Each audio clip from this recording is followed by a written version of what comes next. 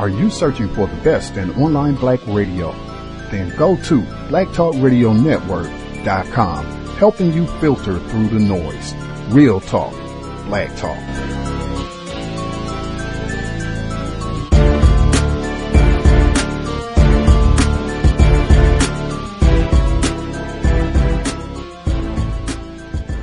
Today, a Boston Celtics legend received a very special honor. The city unveiled a new statue honoring Bill Russell. And as Paul Burton shows us, the member of the Basketball Hall of Fame earned an impressive 11 championship rings during his time with the Celtics.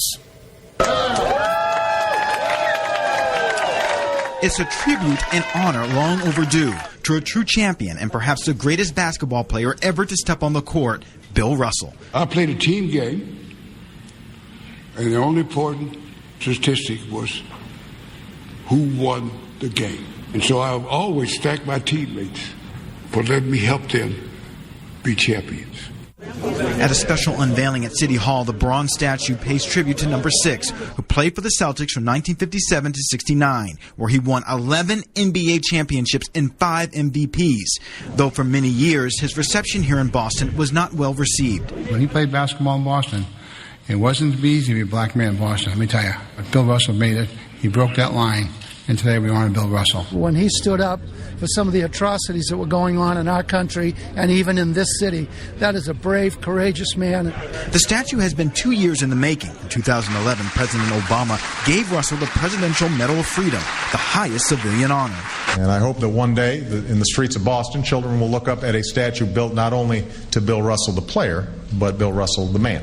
Now his day has come, and in front of his family, friends, and some NBA and Celtics legends, Bill Russell says his legacy is not about how many championships he's won, but for being a true humanitarian off the court. I'm a big fan of the next generation. And I think we should do all we can to prepare them to take over. In Boston, I'm Paul Burton, WBZ News. And President Obama got a sneak peek of the statue on Tuesday when he was here visiting Boston. Look at that picture. The White House sent out this of the president hugging Russell under the tent at City Hall Plaza. We're talking with Isabel Wilkerson, the award-winning author of Warmth of Other Suns, which is a book about the great migration of African Americans at the turn of the last century. Hello, Isabel. Thank you so much for joining us this morning. Oh, great. Great to be here. And we're talking with her today because we're in this period of time where we're celebrating a lot of commemorative dates. 50 years ago, within the Civil Rights Movement, we had the anniversary of Medgar Evers' execution, the Birmingham Church being bombed 50 years ago. Last year was 50 years of the Freedom Riders. And we're also in that period where we're 150 years from when our nation was raging in a civil war. And it just has come to me over the last few months and the things that we've been discussing that not a lot has changed, or has it? Which is why I wanted to talk to you, Isabel, because you're a historian. You wrote this award-winning, wonderful book that everyone should get, Warmth of Other Suns. And it talks about what was happening at the turn of the century for the African American community. And in some ways, it seems as if we're still there. In 1919, the NAACP was marching because of murders of African American men. The last few months, people have been marching because of the murders of African American men, from Trayvon Martin to Oscar Grant, Troy Davis, on and on and on and on. So, has it really changed? What has changed? Can we change? Well, I think that when you look at, first of all, I'm so delighted to be here. Thank you so much for having me. I think when you look at the history of African Americans in this country, you realize that from the arrival of the very first people who would ultimately be enslaved, there's been this effort to be free. And the Great Migration, which is the source of which is what my book is about, is really about the desire to be free. And so at each point in our history, people have done whatever it took to be free. And I think that when we get to a certain point, we believe that we have arrived, and then we look and we get reminders that we haven't. And what I'm thinking about at this time is about of Dr. King's quote about justice and the moral arc of justice. And so he said, the arc of the moral universe is long, but it bends towards justice. And when you think about that, it's a reminder that when we have made progress in this country, we often make 10 steps forward and then 9 steps back. The whole Paula Deen story comes out of that racist past where black women were cooking, but white women were putting it on the table. They were the black people's recipes, but if a businessman got it and decided to franchise a chicken restaurant with a sandwich that his cook made, it wasn't hers, it was his. So all of these things are part of our history that it seems like we conveniently forget. And no offense, but it seems like it's conveniently forgotten by Americans of the European persuasion more than other Americans. And that's why, to me, it seems like that conversation is so hard to have, because we can't have it truthfully. We can't have it truthfully, partly because if this were happening in another country, people would be very quick to say these are human rights abuses. How could this country allow this to happen to their people? But because we're talking about this country, and because we're talking about things that happen on this soil that involve people who are the descendants on all sides here, we've not dealt with it. It's like a family issue. It's a dysfunctional family that is not dealing with its problems when they sit down to dinner. When you talk about the human rights issue, every year we get the human rights report around the world, and China and everyone, China. We lock up more African Americans in this country now than we did in 1865. We stopped in 2011, New York stopped over 650,000 black men in stop and frisk. Most of the time, the reasons were looking furtive, moving uncomfortably. It's basically criminalizing black men. How can Europeans in America look at that situation and embrace it? I mean, Mayor Bloomberg says there is no way they're getting rid of stop and frisk. How can he do that? When white people go to the airport and TSA stops and frisks them, it's on the news if it goes overboard. But they do it to black boys every day, 24/7. And I'm saying African American men, but it happens to men, us too. Driving down the street one day, I was surrounded by 4 police officers. I was a black woman in a Ford Tempo. What could I have been doing? You know, the thing about it is that because these issues and this essential history, the history of how we got to where we are has never been dealt with, things have not changed in the way people interact with one another, in that subconscious assumption that's made about African Americans upon sight. That has not changed because we've never really addressed it as a country.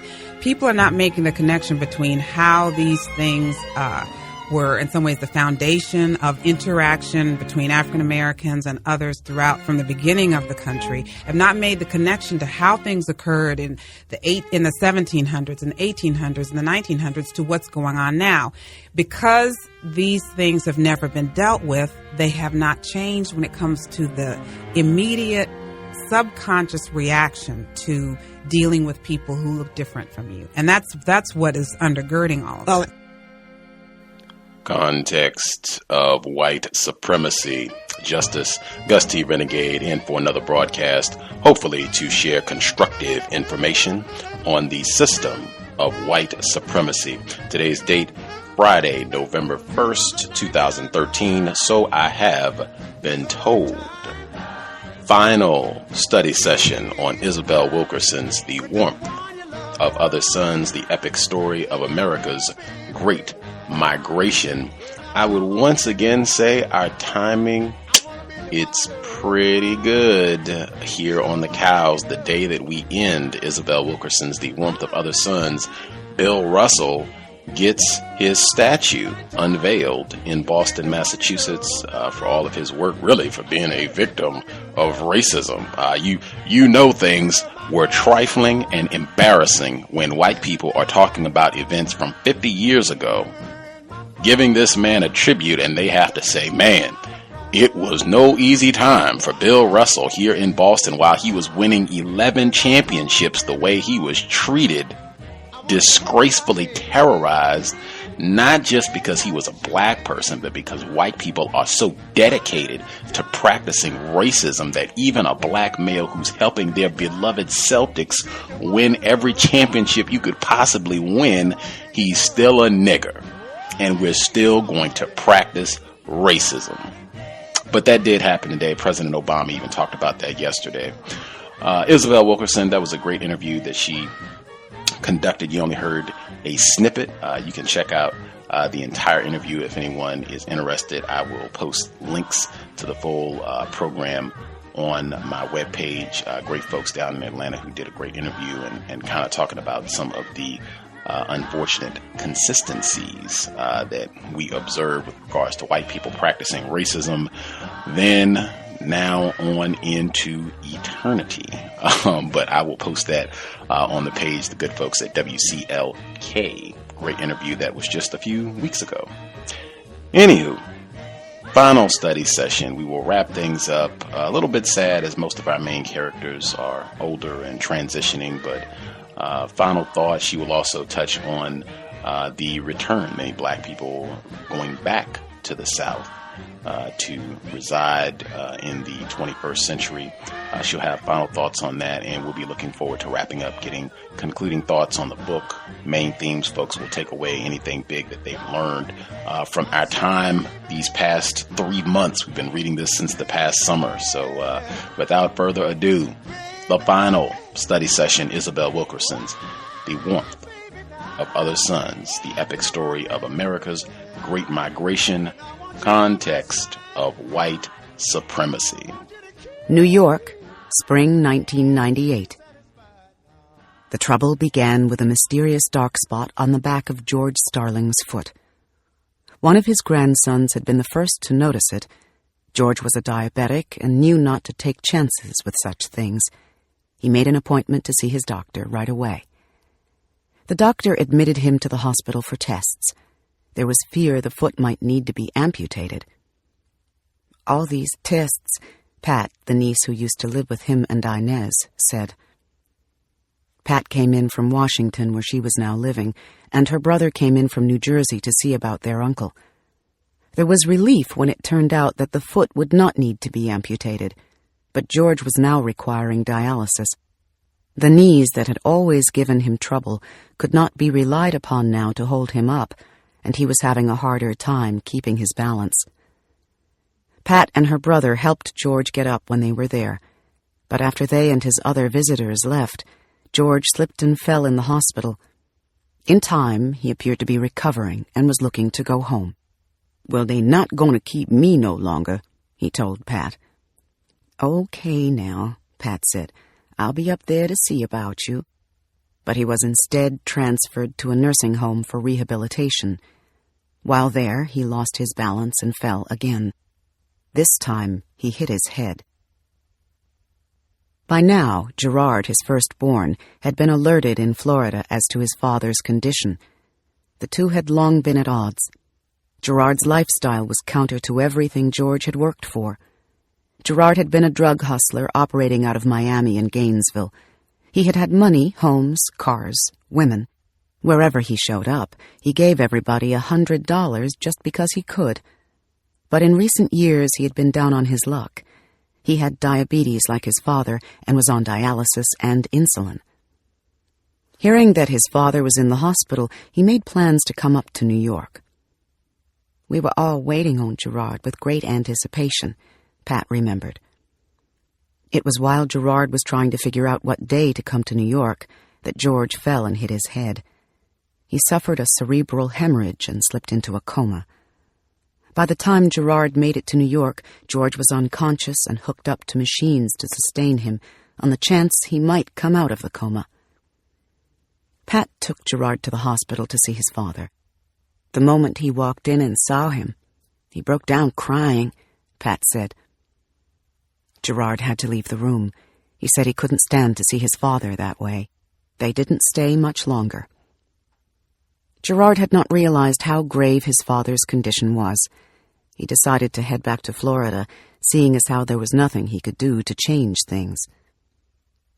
"Do you want to go and see him one more time before you get ready to go?" Pat asked him. No, he said. He couldn't bear it. Gerard drove back to Florida weak and in despair. He had missed several rounds of dialysis and had used cocaine in the interim, Pat discovered. When he got back to Gainesville, he still did not go to dialysis. He had already given up, Pat said. Within days of seeing his father, Gerard suffered a massive seizure and died. He was 51 years old. His father was not conscious enough to know that he had lost his firstborn son. George, barely alive himself, was now the last one left in the nuclear family that had begun with him and Inez some 60 years before in Eustis.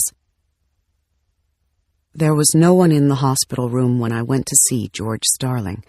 The monitors attached to him beeped and flashed the minutest change in his vital signs. The robust one-time porter who could regale people for hours with his stories of the South and of the Great Migration was silent and motionless. He looked to be asleep, whatever wisdom or stories left, now locked up inside of him. As much living as he had done, his seemed a life of missed chances and incompletion. Here was someone who had been born too early and in the wrong place to reach his true potential, had left to make a better way for himself, but had seemed to carry the sorrows of the South with him without complaint. I reached for his hand and squeezed it lightly and told him I had come from Chicago to see him. His face showed no reaction. His hand managed to press back into mine. George Swanson Starling never came out of the coma. He died on September 3rd, 1998, a Thursday. Because he had migrated out of the South, lived most of his life in the North, but remained connected to both, 2 funeral services were required. One was in New York, at the Baptist House of Prayer on 126th Street in Harlem on September 17th. The other in Florida, at Gethsemane Baptist Church in Eustis, 2 days later. In the North, in Harlem, where he had found refuge from the South, the people turned out to see him one last time. The Deacon Board, the Pastor's Aid Club, the 132nd Street Block Association, the neighbors who had looked out for him from across the street, all packed into the church. The choir sang for him and shook the floor from the choir box as the fans whirred and oscillated around them. One by one, people came forward to say they would miss his opening the church doors Sunday mornings, miss the sight of him reading the dictionary, and would remember him as a gentleman of the first order. A man, tentative in his steps and taking in the measure of the sanctuary, had arrived an hour early. He had a shaved head and a full beard. He sat alone in the third pew as the church began to fill. His eyes were red. He stared at the silver casket, then leaned onto the pew in front of him and buried his face in his arms. When Pat arrived, she went over and sat beside him. It was Kenny, George's younger son, whose conception had broken Inez's heart. And that heartbreak kept him from feeling part of the family, or ever truly knowing his father. Before George took ill, Kenny went to George and let him know how he was doing. Kenny was married, had kids, was living in the Bronx. He told him he had converted to Islam, had changed his name to Amjad Mujahid, which means, he said, one who is noble, a warrior in the cause of God. "Daddy," Kenny told George, "that name is in memory of you." "That's real nice, son," Kenny remembers George saying. "I'm still calling you Kenny." Now the man he wished he had had more time to get to know was dead. The service was a blur of song and testimonials. He took off his glasses and used a handkerchief to wipe his eyes, as his father had done whenever he sang. It was hurricane season at the time of George Starling's death. Hurricane Bonnie and Hurricane Danielle had gathered east of the Leeward Islands that August. By mid-September, when George Starling was transported back to the state of Florida for the last time, a new hurricane had formed and was nearing the Florida coast. The National Weather Service had named it Hurricane George. Back in Eustis, the Southern funeral commenced at Gethsemane Baptist Church. But Viola Dunham, the sister-in-law he used to stay with whenever he visited, could not bring herself to go. "It's killing me," she said. "I want to remember him sitting in my kitchen eating breakfast and running his mouth." A cousin named Lila May went and spoke for the people who had stayed in the South, remembering him as the hometown boy who made good in the North with his railroad job and dignified bearing. "As he journeyed to New York and became a porter," she began, "nothing was finer than to see this good-looking cousin come into Wildwood Station and to bring him some sausage. All of his splendor and grace. It was something to see. Little George never forgot where he came from." Reuben Bly, who'd known George most of his life, sat staring out into the sanctuary in a gray suit and tie in the front pew. Sam Gaskin, who had stood up with him against the Grove owners back in the 40s, was there too. A processional of 8 or 10 cars, led by a white hearse, passed through town near the corner where George had stood and waited for the open-bed truck to take pickers to the citrus groves some 60 years before. The cortege turned off a main thoroughfare and crept down a dirt path to a clearing of wild grass scattered with the headstones of nearly all the black people who had ever lived and died in Eustis. The cars crossed a pebbled, pitted clearing and came to a stop at a green tent pitched before 2 juniper bushes in the middle of Mount Olive Cemetery. A dozen people took their places before the casket. The pastor stood and said his last words, "From dust thou art." That evening the sun fell behind the horizon and made what looked like streaks of fire across the sky after George Starling was returned for the last time to the Florida earth he had fled. The Emancipation of Ida May. My presence will go with you, and I will give you rest. Exodus chapter 33, verse 14. Chicago, October 15th, 1998. Ida May Brandon Gladney. Ida May was going back to visit Mississippi. It was early autumn, the same time of year she had left 61 years before. It would be her first time on Mississippi soil since her sister Talma had died in Tupelo in 1983. Ida May had gone down when she got word that her youngest sister had taken ill. She sat at the side of her sister's bed for her last hours on this earth. Ida May remembered she had been watching Talma, and Talma had been trying to speak. "Don't you see all them people in white singing?" Talma had said, delirious. "They just singing away." Ida May looked in the direction Talma was facing and tried to see the people in white, but couldn't. Days later, at Talma's funeral, the choir sang in all white. "She saw them before," Ida May said, convinced of it. Ida May and I are driving along Route 8, heading east toward Vardaman in the direction of Chickasaw County. We pass a cotton gin and bales of cotton bound in the field and covered with tarp.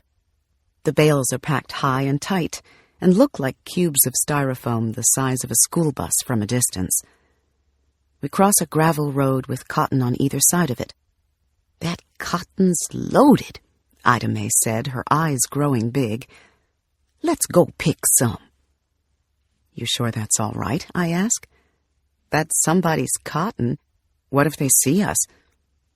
"They not gonna mind what little bit we pick," she says, pushing open the passenger door.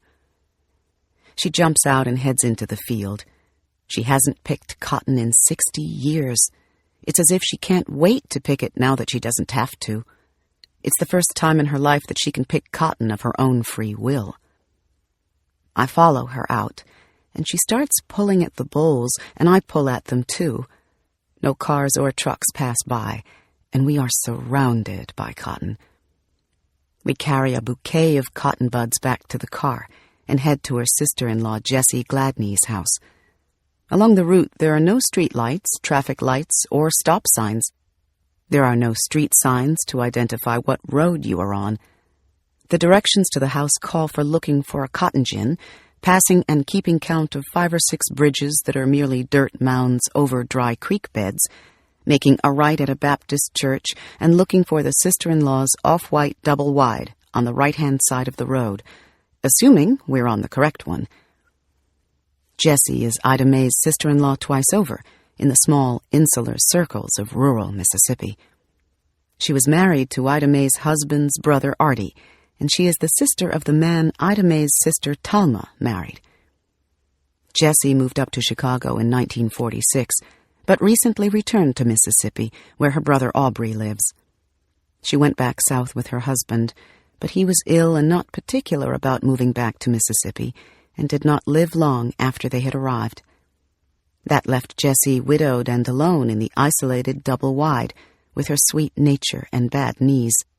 Ida May and Jessie greet and hug each other like sisters, and Ida May rests herself in Jessie's recliner with a throw over it, and starts talking about the cotton she and I picked by the side of the road. "Oh, it was so much cotton," she says. "Cotton everywhere. The highest I ever picked was 187 pounds, Jessie says.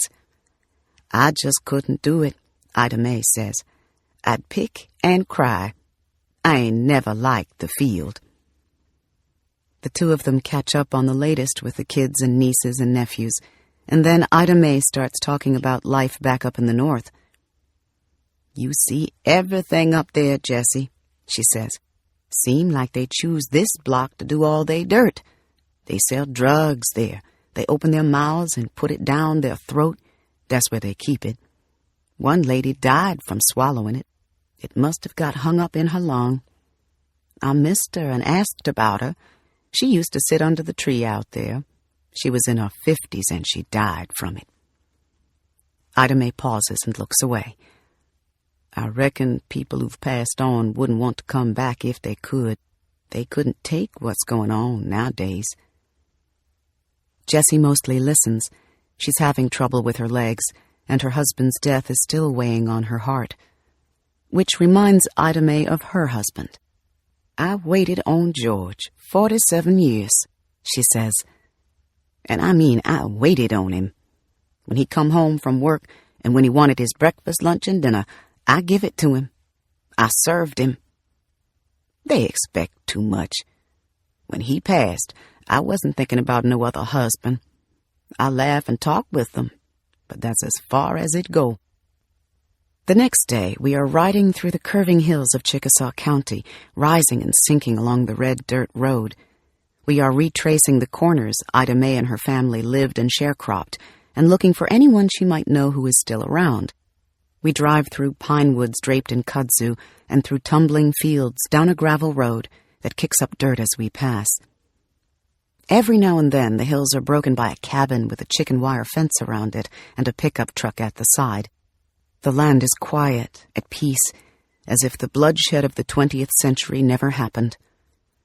There appears a black man riding high up on a tractor as it inches down a gravel road in a cloud of gravel dust, and he tips his hat as he passes us, a courtly gesture from another century that one would never see in Chicago. Ida May's brother-in-law, Aubrey, who was married to her late sister Talma, is leading her from place to place. He knows the land because he returned to Mississippi decades ago after trying Chicago and not liking it.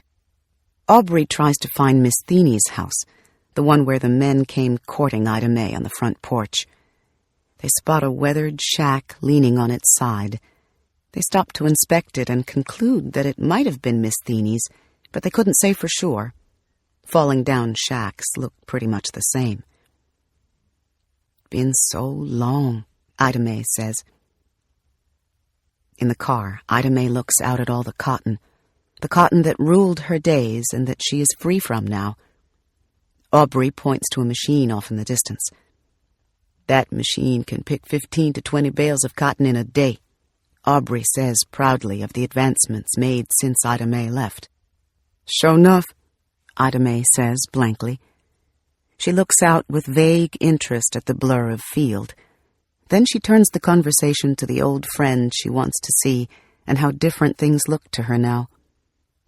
She is getting a little disoriented. One hill indistinguishable from another, nothing but trees or cabins as guideposts, and the terrain seeming wilder than before. "I don't remember so many crooks and turns," she says of the land and the gravel road we are on. She is having trouble with the heat after being in Chicago so long. "It's a different kind of hot down here," she says, and she's feeling a little sick, as people do when they drink the water they are warned about when they visit developing countries. Later in the day, she will put some nutmeg in the palm of her hand and lick it to settle her stomach, and not draw the least attention to herself among the people in Mississippi, which is, after all, where she learned it.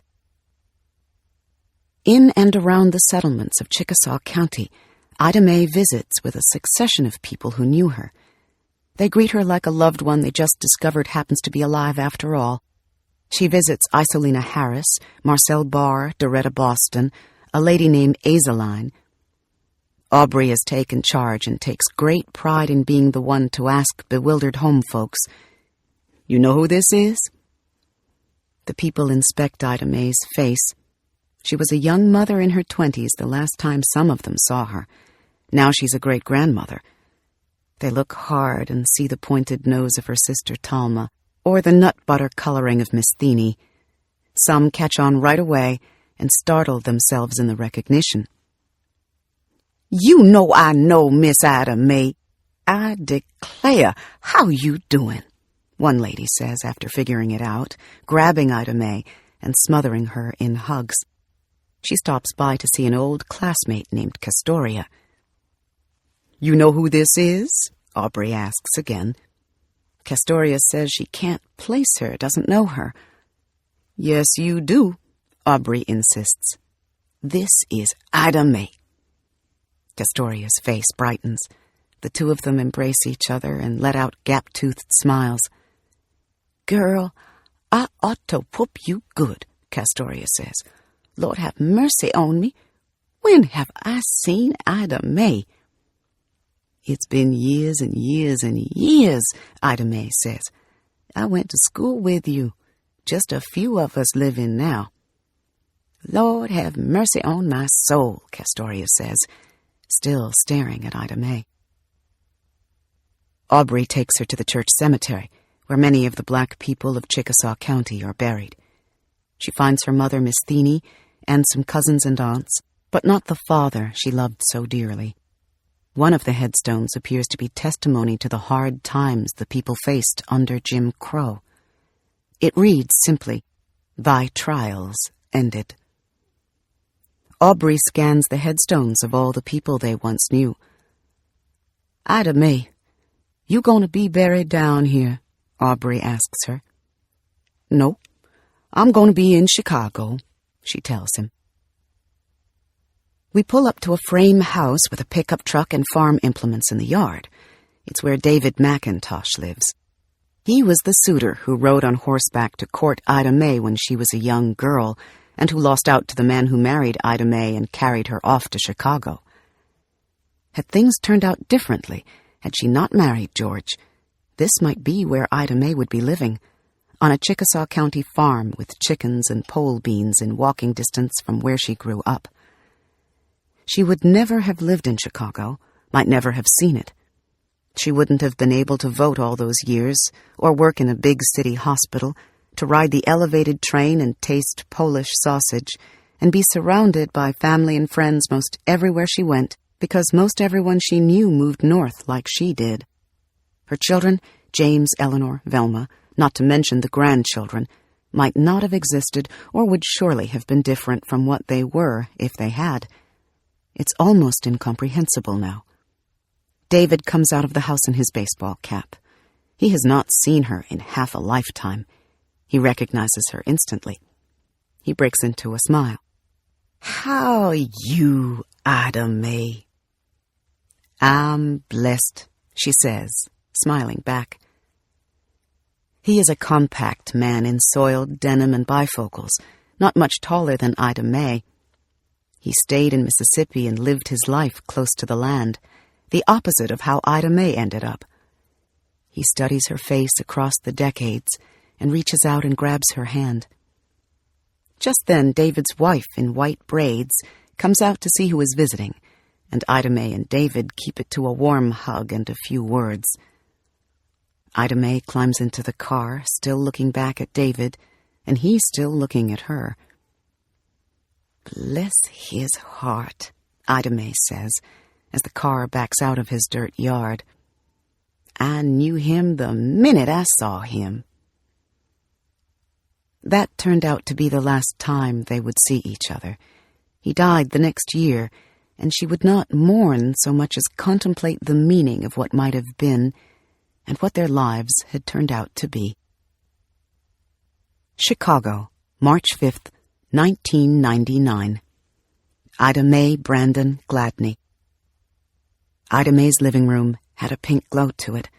The new Venetian blinds she'd dreamed of had finally arrived. Their pink slats cast a rose-colored light in the room. It was just how she liked to see the world, and she was happier for it. She was all dressed up, her hair in cotton white Shirley Temple curls, pink lipstick on, smiling and free. It was her 86th birthday. A thick snow was falling outside and coated the trees. Betty, who lived upstairs, waited with her for the guests to arrive. The news was on. There was a report about a white man who had gotten the death penalty for dragging a black man to death in Jasper, Texas. But this was Ida May's birthday, and no one wanted to think about black men being dragged to death. They had lived it, and it hadn't gone away, and there was nothing they could do about it. Plus, that was Texas, not Mississippi. They were from Mississippi.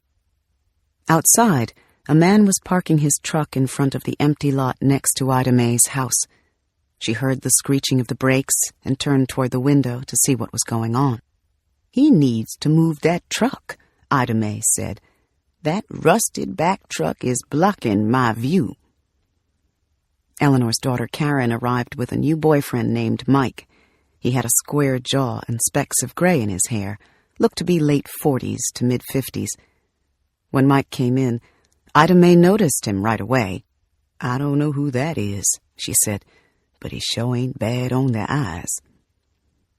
Their old friend Wilkes Battle walked in and took a seat next to Ida May. He had just come from the hospital. His mother had been diagnosed with liver cancer.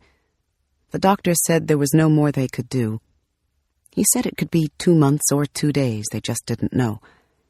He bent his head down, eyes cast to the carpet.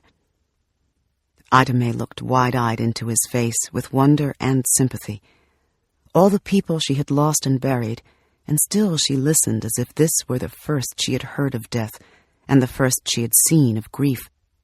"Well," she said in a low and gentle voice, "God don't make no mistakes." "Yes, ma'am, I know," he said, looking away. "Nope, God don't make no mistakes." The meal was fish, cat and buffalo, that Eleanor fried, coleslaw and hush puppies. Mary Ann made the tuna macaroni salad and apple muffins. Karen brought a yellow layer cake with strawberries on top, and the potato salad she was still refusing to divulge the recipe for, no matter how much people begged. The 10 or so people gathered for Ida May's birthday that night stood in a circle around the dining room table as Mary Ann prayed, "Dear God, thank you for grandmother." Ida May made sure to sit across the dining room table from Mike, her granddaughter notwithstanding, and proceeded to tell her story. "I've been in Chicago 62 years, she began. "I came here in 1937. Well, I came to Milwaukee first. I came when Eleanor was 3-month-old and James was 3-year-old. In them days on the train, everybody had shoeboxes full of food." "The ways we got here," Mike said, shaking his head. He had come up late in 1969. "I came up as a young man from Macomb, Mississippi," he said. "I guess it was coming to an end then. People stopped coming when things got better in the South." A heavy snow fell outside. In a symbolic kind of way, snow was to Chicago what cotton was to Mississippi. It blanketed the land. It was inevitable. Both were so much a part of the landscape of either place that where you saw snow, you by definition would not see cotton, and vice versa. Coming to Chicago was a guarantee that you would not be picking cotton. The people sitting at the dining room table this late winter night had chosen snow over cotton. It was a new century now. Ida May had never expected to see it, but here she was about to celebrate another birthday. She didn't know how many more she might live to see, and she didn't worry about it. It was March 2002. She was in a new chair by the window now. It was a gold velveteen recliner that could swivel and pivot, and she could watch the world play out beneath her from whatever angle she chose. She had replaced the baby blue carpet and the baby blue plastic-covered furniture she inherited from the nice Italian people when she bought the 3-flat some 35 years ago. She had hung new draperies and kept the new blinds at half-mast to frame her view of the mayhem below. It was better than a movie. "The police," she'd say, "they ridin' tonight. When it's a shooting, they ride for a good week. They've been riding hard lately." That meant the street might be quiet for a change. She lived with the daughter she had carried in her belly to the new world, the daughter who was now a grandmother herself, and with the daughter's son, whose quick mind and good nature couldn't protect him from the will of the streets. Just about every evening, James, the son who had balked at the shoes she had tried to put on him for the migration north, and who was now a grandfather, his hair flecked with gray, would come up from the first floor to watch Wheel of Fortune with her on the Magnavox.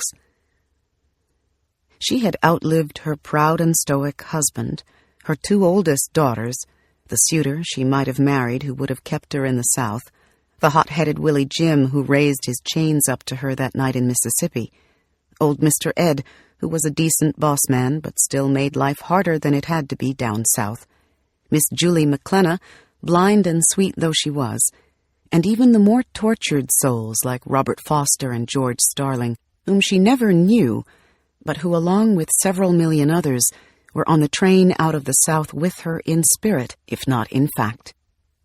Ida May Gladney, Robert Foster, and George Starling each left different parts of the South during different decades for different reasons and with different outcomes.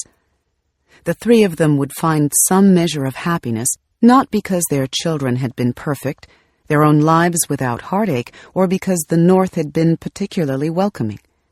In fact, not a single one of those things had turned out to be true. There had been sickness, disappointment, premature and unexpected losses, and among their children more divorces than enduring marriages, but at least the children had tried. The 3 who had come out of the South were left widowed but solvent, and each found some measure of satisfaction because whatever had happened to them, however things had unfolded, it had been of their own choosing, and they could take comfort in that. They believed, with all that was in them, that they were better off for having made the migration, that they may have made many mistakes in their lives, but leaving the South had not been one of them. Ida May outlasted them all. Here she was, well into a new millennium no one ever thought she would live to see, 89, going on 90, and dancing some old version of the Black Bottom that the old people wouldn't let her dance 8 decades before. She was snapping her fingers to B.B. King, who had come north from Mississippi like her from a place called Itabena. She was singing along with the words, "To know you is to love you, is to see you being free as the wind." Mississippi was deep inside her, but she gave no thought to ever living there again. Home was wherever she planted herself, and that happened to be Chicago. She had been there for 66 years, longer than some people get to live. There were several dozen people in Chicago, Milwaukee, Beloit, and Toledo, descended from the original sharecroppers who had left the clay hills of northeastern Mississippi back in the 1930s and 1940s, including among the descendants Ida May's 2 surviving children, 6 grandchildren, 7 great-grandchildren, and assorted nieces and nephews. Of those descendants, There were bus drivers, secretaries, teachers, administrators, a bank teller, a lawyer, a customer service representative, government workers. Ida May was the only original migrant left in the family. She was held in high esteem in her white suit and with her cottony white hair combed into a French twist at annual reunion dinners at, say, a Holiday Inn on the outskirts of one of the arrival cities. She had a niece and a brother and sister-in-law back in Mississippi, and that was pretty much all that was left back home. She was a Chicagoan now, but had seen and heard so much, so many wondrous, sad, and unspeakable things in her life, that there still wasn't time enough to tell all that she had witnessed. "The half ain't been told," she said. She put the disappointments in a lockbox in the back of her mind and lived in the moment, which is all anybody has for sure. She had learned long ago, when things were so much harder in the old country she left behind, that after all she had been through, every day to her was a blessing, and every breath she took, a gift. Epilogue.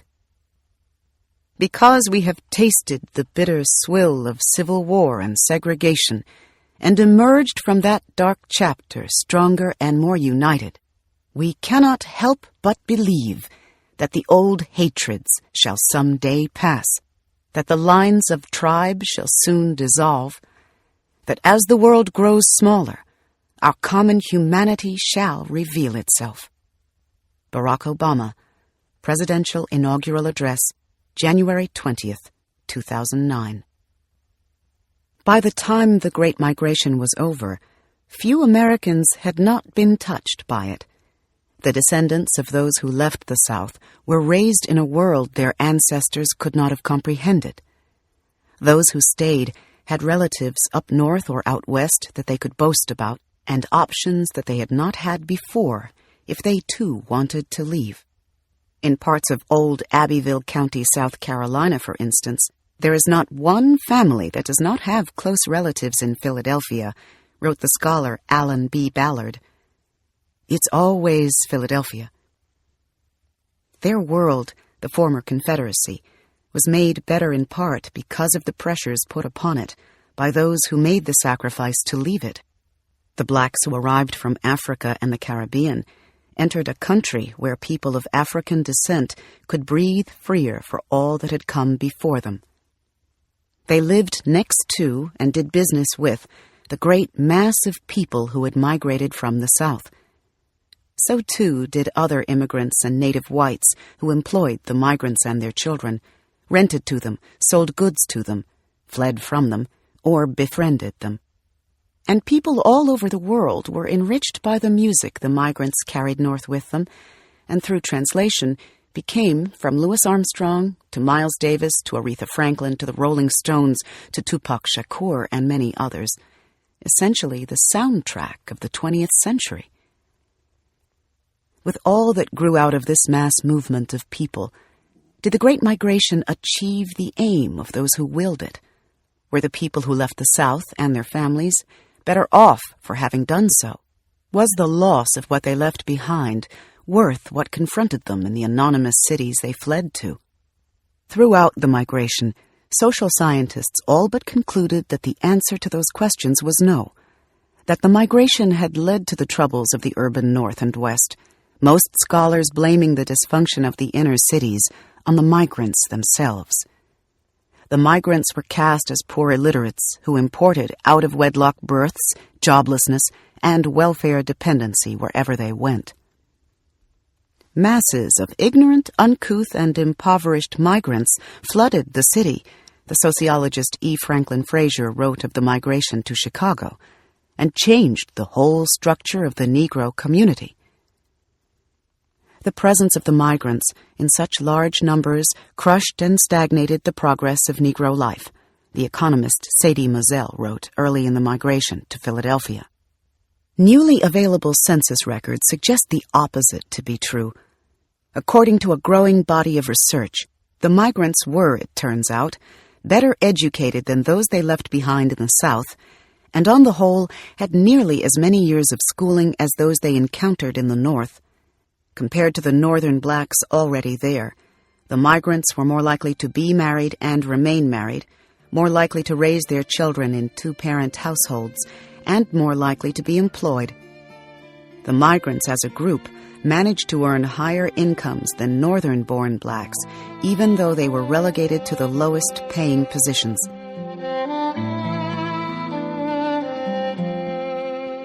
This is the end of disc number 18. Please insert disc number 19.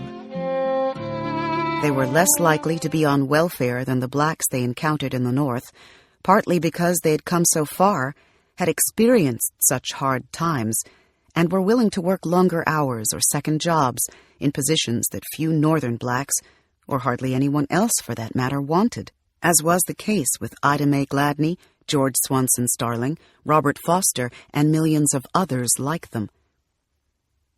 The Southerners had their eye out for something.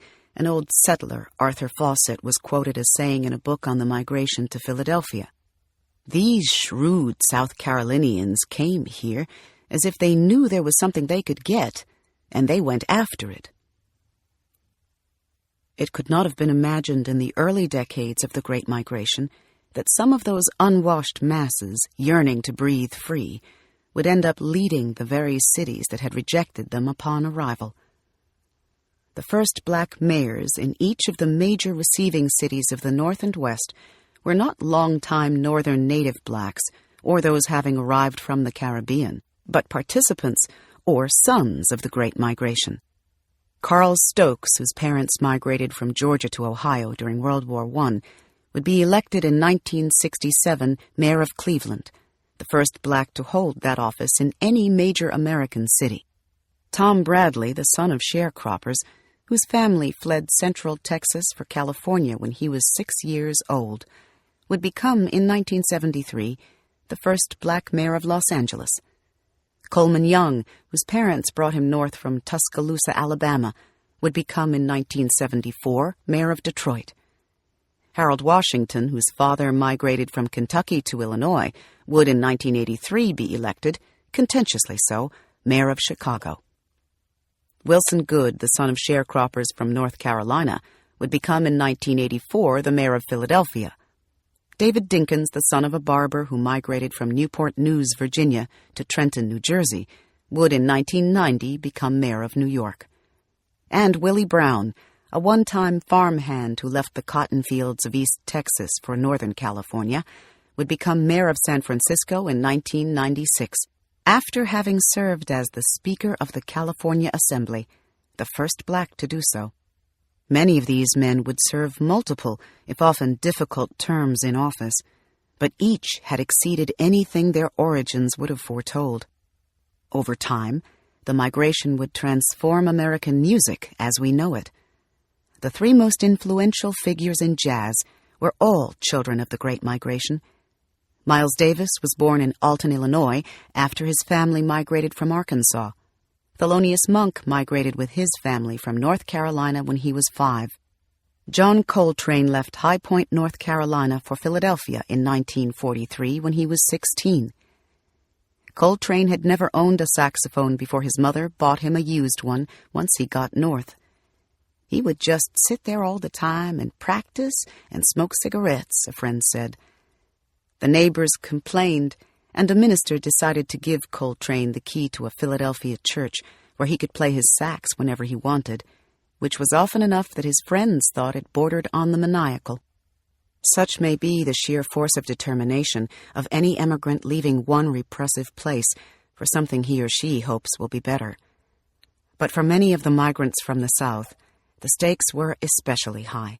There was no place left to go, no other refuge or other sons to search for in their own country if they failed. Things had to work out, whatever it took, and that determination showed up in the statistics. Upon their arrival in northern cities, the recent southern migrants actually enjoyed greater family stability than their northern-born neighbors, the sociologists Stuart Tolnay and Kyle Crowder wrote in 1999. Compared with northern-born blacks, Tolnay wrote in 2003, as a result of his continuing research, Southern migrants had higher rates of participation in the labor force, lower levels of unemployment, higher incomes, lower levels of poverty, and welfare dependency. Something deep inside helped push them past the improbability of survival in a strange land, and even past many people already there. Whether one considers poverty status, earnings, or total income, the census analysts Larry H. Long and Lynn R. Heltman wrote, independent studies are in unanimous agreement with the present finding that Southern-born blacks are more economically successful in the North than Northern-born blacks. In cases where things went awry, it turned out that the longer the migrants were exposed to the northern cities, the more vulnerable some became to the troubles of the pre-existing world they had entered. If anything, the scholars found, the migrants who stumbled were brought down by the conditions of the northern cities, not the other way around. Instead of thinking of Southern migrants as the culprits in changes that have occurred in the urban black family during this century, Tolnay and Crowder wrote, it may be more accurate to think of them as the victims of their new residential milieu. Just to leave, the migrants had to draw upon their inner reserves, transcend the limits of caste and geography, and the station to which they had been assigned. The beneficiaries, despite the casualties, were many. The migrants would seem to be the prime beneficiaries of their actions, but they were the ones who had to face the unsettled in-betweenness of their emigrant status. Their individual actions added together benefited their children, their grandchildren, and even those they left behind in the South, as much as, if not more than, themselves. The migration helped other people of color, the later arrivals from Asia, South and Central America, and the Middle East, whose worlds opened up further as the country liberalized its views of diversity. The migration exposed white Americans outside the South to black culture and created an opportunity, much of it missed, to bridge the races in the New World. The migration changed American culture as we know it. The migrants brought the blues and birthed whole genres of music: jazz, rock, rhythm and blues, hip-hop. The migration would influence the language, food, dance, and dress we take for granted. The migration led to higher earnings, an influential black electorate, and a black middle class, wrote the preeminent sociologist Reynolds Farley. Regardless of their formal education, those who persevered in the New World, on the whole, enjoyed greater economic success than they would have otherwise. Black migrants who left the South and did not return had higher incomes than those who never left or those who returned, the census analysts Larry H. Long and Kristen A. Hansen wrote. And as the migration spread the issue of race relations across the United States, forcing the entire country to face its centuries-old demons, it also helped inspire and pressure other racial regimes, such as that of South Africa, and thus was a gift to other parts of the world. In their own lives, whatever individual success each migrant found was in part a function of how he or she adapted to the new world and made peace or not with the old. Each of the three people in this book represented some aspect of the emigrant psyche, of the patterns of adjustment facing anyone who has ever left one place for another, desperate to make a go of it. Robert Foster found financial success and walked taller in a land more suited to him. But he turned his back on the South and the culture he sprang from. He rarely went back. He plunged himself fully into an alien world that only partly accepted him, and went so far as to change his name and assume a different persona to fit in. It left him a rootless soul, cut off from the good things about the place he had left. He put distance between himself and his own children, hiding his Southern, perhaps truest self. He sought to overcome his emigrant insecurities by trying to prove himself at the casinos, proving instead how much one could lose in so short a time. In later life, he hungered for any news or reminder of home, like many an exile. He became as obsessed with outward appearances as the city he fled to, and nursed ancient wounds until the day he died. but he would have it no other way. George Starling succeeded merely by not being lynched. Just living was an achievement. He managed to reach a level of material solvency he might never have known in the South, assuming he had survived. He paid a price. He enjoyed the fruits of the North and the South, but grieved over how he had to leave and what might have been. He was as Northern as he was Southern, bi-regional, one might say, not fully one or the other. His ultimate success was psychological freedom from the bonds of his origins. Leaving the South and working the railroads gave him a view of the world he might otherwise never have had. He became a master observer of people and events, and in the end, the thing he wanted most of all, the education denied him early in life, came to him, perhaps without his realizing it. He got an education, not the formal one of his dreams, but one he could not have imagined, a fuller one, perhaps, for having left the limited world of his birth. Ida May Gladney had the humblest trappings, but was the richest of them all. She had lived the hardest life, been given the least education, seen the worst the South could hurl at her people, and did not let it break her.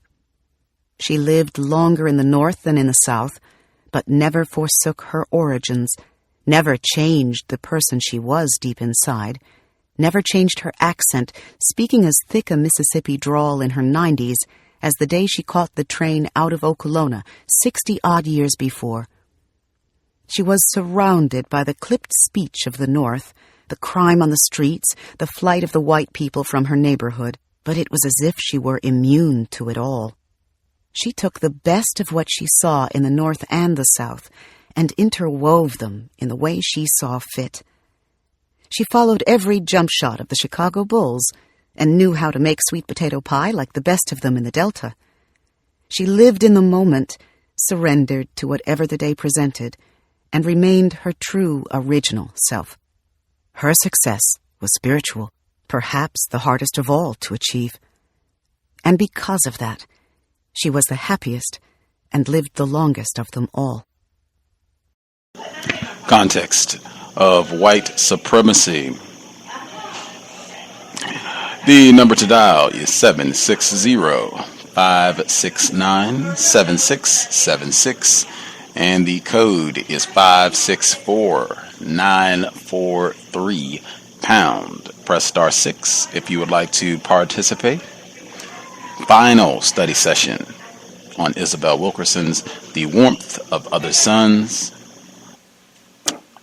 Last study session.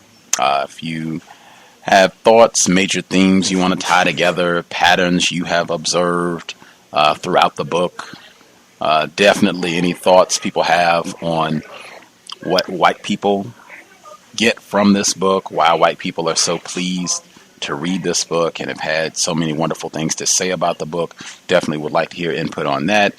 But the number again, 760-569-7676, and the code is 564-943#. Press star 6 if you would like to participate. Let's see here. We have folks that would like to chime in. We'll try to reserve my comments until people have already got their say in. For folks who do not want to use the phone to dial in, you can use the flash phone, tiny.cc/1race. Address again, tiny, tiny.cc/1race, and that's the number 1. There should be a button on the Black Talk Radio page that says call the show. Press that. Either or. Once you do so, it will be a small window opened. The first line, drop down menu, select the number that I just gave, which is 760-569-7676.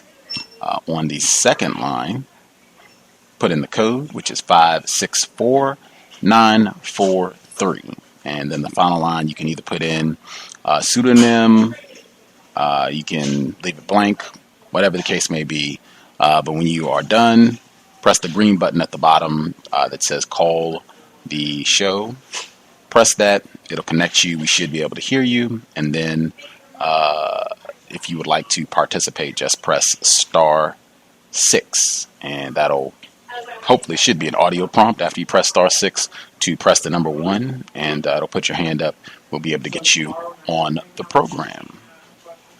Right on. See here. You have any folks that want to participate? The caller at 1922. If you have any thoughts on Isabel Wilkerson's The Warmth of Other Suns, your line should be open, 1922. And Mr. Demery 4, both of your lines are open.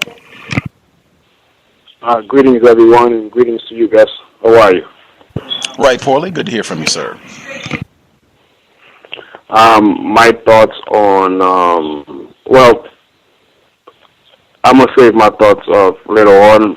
But there is one comment I wanted to make. There was a part in the book where I thought it was interesting that the year that George died, when they were transferring his body to Miami, they named the hurricane after his first name. I thought that was interesting. And the last bit of the book, when she was, citing some statistics about the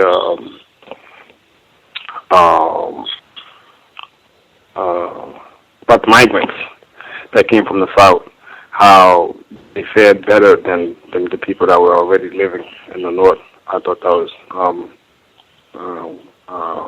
interesting in the sense that I didn't know that. I thought that for most of the migrants that came out, I thought they were less educated, and that they will probably do worse off than the people in the North. But it turns out, according to the research that she did, and that it was not, and that they made a lot of great contributions to this country. So that was pretty good. I didn't know that most of the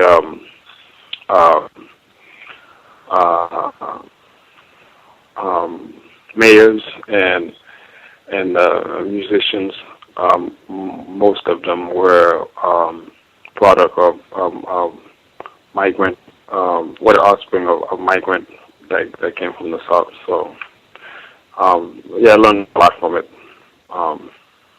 That's pretty much my thoughts on that. I'll let the other caller share his views.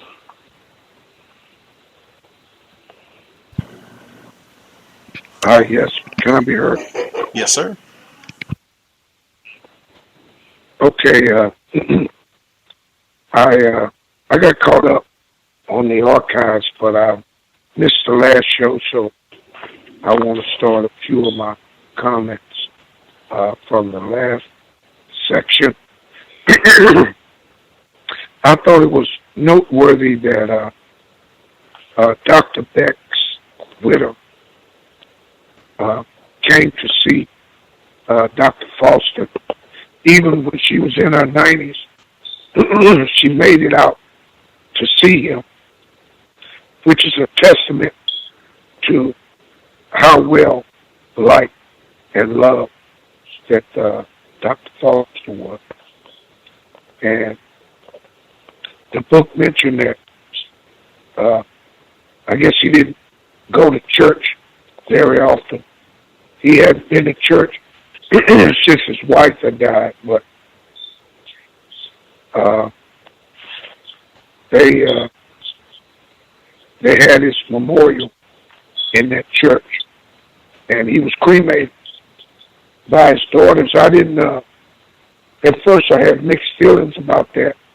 That sometimes people will cremate their loved ones because it's least expensive. I don't think that that was the case with Dr. Foster. I think he may have wanted it that way because he was the type guy that always had things pretty well programmed, and I think he had it all set up, even to the point that his urn was facing the track, and he loved to gamble. And so in the later years, well after he was gone, then the book mentioned his library having some black material in it. I thought that was probably significant. But he didn't want to return back to Louisiana in life or in death. And I thought that by the time they got to Ida May, that when they were talking about the meetings, the CAP meetings, I thought it was significant that this alderman, who was a very powerful person, Mr. Beavers,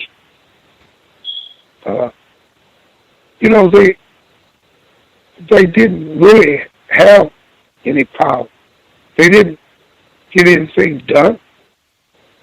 And then in the meetings where you had major problems, they would spend time on low-end priorities like prostitution. When you had killings and all this other thing. But I think Ida May was in tune because she would save her comments because she thought that there may have been some plants inside of those meetings. So she was aware of the corruption that was going on in Chicago. And I wanted to make one brief comment, but I don't want to spend any time on it. But between 1945 and 1951, there was a corrupt and evil, vicious cop, but he was a black policeman, went by the nickname of Two Gun Pete, and he wasn't mentioned in the book, but he was a notorious character and is synonymous with the history in Chicago. But I thought that it was a testament to the anti-blackness that has been going on for years, because although he was black, his victims, I think he killed about 12 people, were all black people. And he struck fear in the black neighborhood. And the power structure used him to control the blacks in the lower echelon and the ghetto. But I thought it was interesting when they talked about the black politicians and how Harold Washington had just had some historic symbolism, and I thought it was similar to our present black president, which we don't put a lot of blame on because it can't get anything done, but we're still in a system of white supremacy. I mean, it wouldn't be called white supremacy if, anything could be done for black people by a black person. But it was sad that George Starling went into a coma, and he never knew that his son died before he did. Healthcare disparities, it seems like if you're black, and as you get older, high blood pressure and diabetes is just something that you're going to have to deal with, and which I think is something that probably could be cured, but it's not much emphasis being put on that. They don't even want to allow a healthcare system in existence that would help the majority of poor people. And a lot of black people, and even white people, but at the expense of not helping blacks, they would have other white people to suffer also. And one other thing, George's younger son, Kenny, came to the funeral, and he didn't get to know his father, but he told his father he had changed his name, and he had converted to Islam, so he did not accept his slave name. He changed his name to Amjad Mujahid, and George did not respect that. When he chose that name with his father in mind, and I think that religion is supposed to be used to bring man closer to God, but in a lot of situations, and especially in this case, it caused a greater divide between a family. And George was supposed to be so spiritual, but then he could not accept his son's religion. I thought that was significant. And as the significance of him having a white hearse, when most of the hearse are black, and it was 10 cars and a white hearse, and near the corner where he used to pick the pickers up to go into the Citrus Grove 60 years before that. I'll save some of my commentary on the item 8 for later, and you can share yours. Thanks for taking the call, and greetings to the other guests. Greetings to you too, sir. Right on. I wanted to say something right before you had, not to cut you off, Gus, but if you want to go first, go ahead. Please continue. Oh, I was going to say, I think one of the reasons why I think that white people like this book so much, I think it's the ending. In the ending, it sort of provides some sort of racial therapy for white folks, knowing that despite the hardship that these migrants face, because they did so well, it almost seems like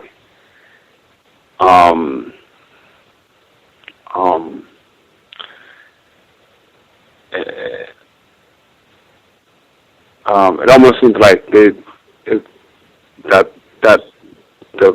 hardship that the migrants face is like normal. Like it's not normal, but like it seems like, you know what, you're gonna have to give me a moment for me to gather my thoughts some more. But I'll let you go, and then when I can crystallize it, then I'll come back and say something. Take your time. I say that I think non-white people, anytime talking about racism, always feel free, if you need a moment, to get your words together so you can express whatever thought you have to the best of your ability. If you need a moment, take 5 minutes, take 10 minutes. Never a problem with that. And anybody who has an issue with that, that's an eyebrow right there. If the goal is for clear communication, should never be a problem with that. Couple quick thoughts on some of the things that you all mentioned. The portion she gives at the end about many of the first black mayors of major cities being the offspring of the migration. I know two of them, Harold Washington, who I think got mentioned a few times in the book. He's in Chicago. We talked about him before with Leonetta McClain. Leonetta McClain. She was in Chicago. She wrote about that and talking about how divisive and ugly that whole election became, and just how many white people became. I think she wrote the article that became infamous about how that election made her hate white people because they were so trifling and racist through that process. And I think also Coleman Young, who's the first black mayor in Detroit, and I think there was the same process, even some of our listeners who are in Detroit, how ugly the white people got and how that was a big part of the migration of white people out of the city of Detroit proper, and what you have now with all the ugliness around Kwame Kilpatrick. But I think at least those two instances would be, and even some of the other mayors that got mentioned, Willie Brown and what have you, but at least those two I know specifically. And David Dinkins, he just was on NPR, and he was on a couple others because he just released a book, so he's doing the whole tour talking about his book, and which is all about him being mayor in New York. But it's all about racism. Him talking about racism and how difficult it was and how much of a problem he had with white people being racist while he was in term, talking about Mr. Dinkins. And I've seen even backlash recently where white people have said it was not white people being racist, you were just inept and couldn't do your job as mayor. But I think all of those, they would probably be great case studies in examining, understanding racism, white supremacy, and particularly since it's in so many different areas, Chicago, Detroit, New York. Also that point, I think the first caller brought up about I think it's a stereotype. I would say probably a racist stereotype that you had all of these country bumpkin, ignorant, backwards, uneducated black people who moved north and or west as a part of the migration. I really appreciated that she combated that successfully and had a lot of statistics to back that up to say, no, that's not true. These folks ended up being very successful and had a lot more education. I think that was a point that she drove home repeatedly in the book, talking about the folks who migrated. They tended to be the strivers. They tended to be the folks who were willing to take risks and had to make things work out. So they were going to do whatever it took to be quote unquote successful or to get themselves established when they relocated wherever they happened to go. So I appreciated that as well. I guess one of the other, or a couple other quick points I'd get out. Towards the end, she says, she's talking about the benefits of so many millions of black people moving, relocating as a result of racism, white supremacy. And she says, this is a part of the epilogue. She says, the migration helped other people of color. The later arrivals from Asia, South and Central America, and the Middle East, whose worlds opened up further as the country liberalized its views of diversity. Not really sure what that means. The migration exposed white Americans outside the South to black culture and created an opportunity, much of it missed, to bridge the races in the New World. And especially that second sentence there, the migration exposed white Americans outside the South to black culture and created an opportunity, much of it missed, to bridge the races in the New World. That, I would say, that sort of sentiment is the type of thing that I think white people like. And that sentence right there is why I'm so ambivalent about requesting Isabel Wilkerson to be a guest on the program, because I really wouldn't want to have a victim of racism on to be contentious about that sort of thing and just saying that makes absolutely no sense. I feel like Isabel Wilkerson is brilliant. She put this whole book together and it's so thoroughly researched. But white people, they really have no interest in whatever that means, bridging the gap between the races. They have no interest in that. I think this whole book is a wonderful testament to their dedication to terrorizing black people. Black people are coming. Oh my God, what are we going to do? We're going to cordon off sections and make sure that we only put them in the worst part of town and give them as few opportunities as possible to better their lives and improve the life of their children so that they don't have adequate education or employment opportunity or anything. even that they can go shopping. We're going to do everything that we can to make their lives miserable and the lives of their children miserable. In fact, it was on the front page of the Seattle Times today. They're celebrating or recognizing the 100-year anniversary of the NAACP. Seattle, for sure, would be on that map of great migration.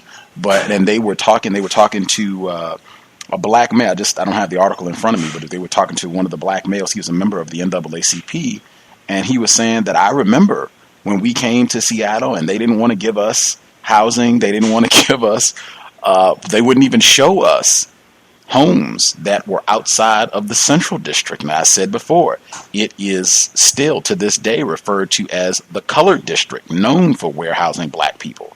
And he says that if you went out to eat somewhere, you would hear racist remarks and them calling you nigger and all this other stuff while you're trying to go out to eat somewhere. That, to me, is white people not making any effort. They have no interest in bridging the gap or understanding black people. We can listen to Miles Davis. We can enjoy Ray Charles or any of the other entertainers or comedians or other folks who came out of the migration. She talked about Mahalia Jackson, the Jackson 5, Diana Ross, and all these other folks, great talents that have come out of this. We can enjoy all that, but that has no bearing on how we feel about black people on the whole. Even some of these black entertainers that they talked about, Nat King Cole, Ray Charles, Mahalia Jackson, she had tons of stories. Bill Russell started with that today. We have no problem going and celebrating when Boston wins a championship, but you're still a nigger. That sort of thing right there, it just leaves me with a lot of ambivalence. Like, I see that with black people all the time. I don't know what that is. It could be, again, I'm sure white editors got a lot of fingerprints on this book and input on what the final product looks like. But I feel like it just does not give an accurate. It just contrasts everything that we've got, at least what I got. It contrasts everything that I got from this book the past 3 months, how much terrorism black people endured, not just in the South, but in California, Chicago, New York, all the other spots that we talked about, all the ugly things that white people, May Gladney almost being raped by one of her white employers. It just doesn't seem, I don't see any evidence that white people are down to bridge any gaps. All I see is white dedication to terrorizing, abusing black people forever. I'll conclude there. If other folks have anything they want to share, people listening in, we have about 10 minutes before we get to the next audio segment. Folks have anything else you all want to share?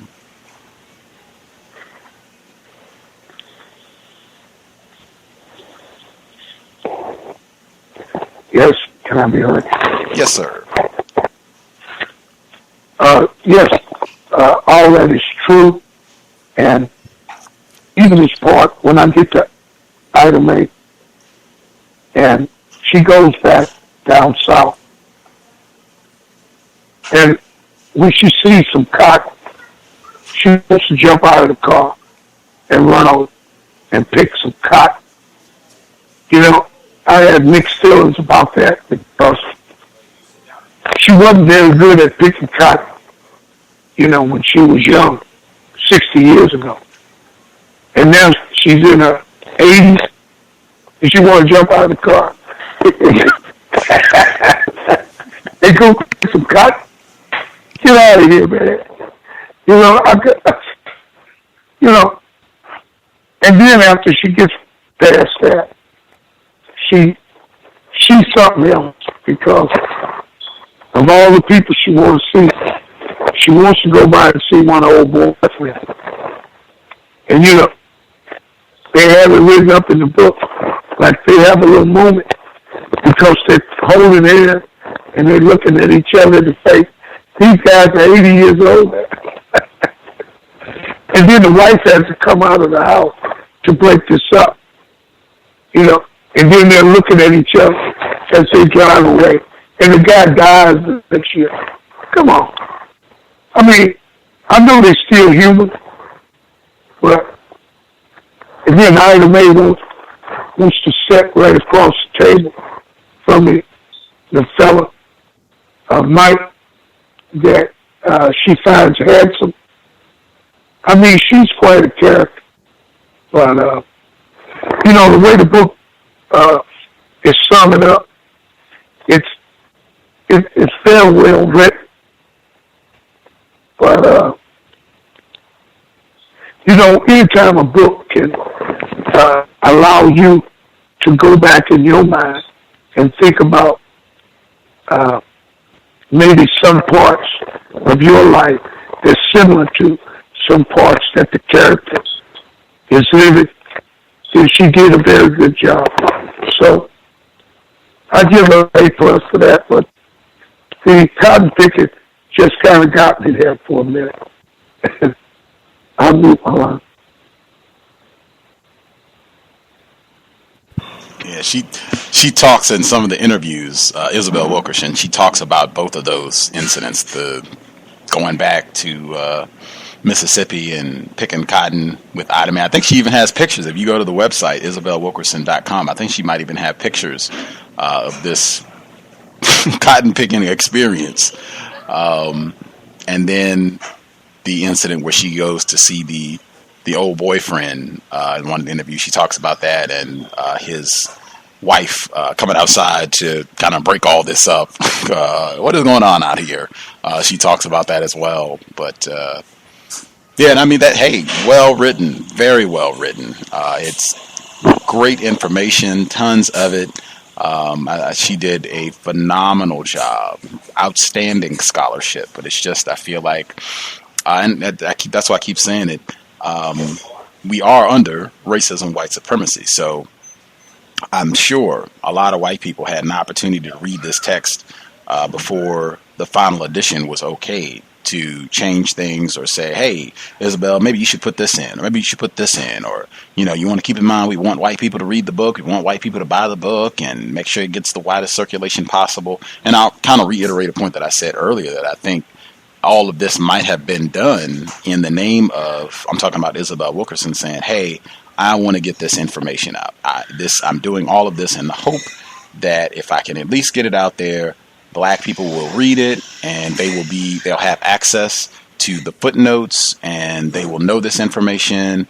They'll get more info about their history so that they can debunk when somebody says that it was dumb, ignorant Black people coming out of the South. They will be able to challenge that. They'll know about Dr. Harry T. Moore and his wife Henrietta and what happened to them.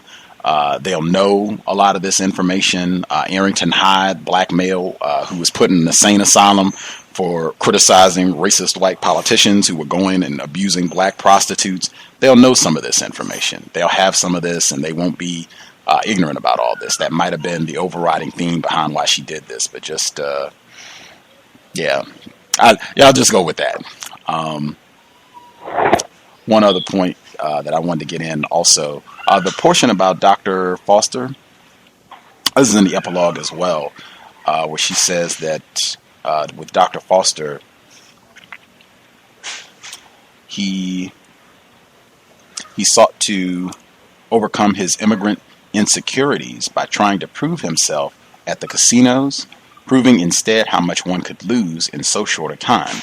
In later life, he hungered for any news or reminder of home, like many in exile. He became as obsessed with outward appearances as the city he fled to, and nursed ancient wounds until the day he died, but he would have it no other way. She also says that he put distance between himself and his own children, hiding his southern, perhaps truest self. When I read that, I thought, wow, I guess the first thing about him having quote-unquote immigrant insecurities, I didn't think that was most accurate. I thought whatever insecurities he might have were the result of racism, white supremacy. I feel like if he was a white person, like she talked about, this is an immigrant story, that anybody who's an immigrant can relate to this. If he had just been a white person who was moving from Louisiana to California, I don't think he would have had any insecurities at all. He would have been able to get that hotel room in the Southwest when he was tired and couldn't rest. He would have been able to get a house much quicker. He would have been able to get a practice much quicker. He would have been able to go to Vegas without all of the strife and strain and embarrassment getting there finally when he took that big group, and then them not having a place to stay when they first got there. Things would have been drastically. He might not have even had to leave Louisiana in the first place. So that was one pushback. I don't think it's most accurate to just say these are immigrant insecurities. I think these are insecurities as a result of racism, white supremacy. The second thing the folks that are listening, did you all think she presented in the story that Dr. Foster put distance between himself and his own children?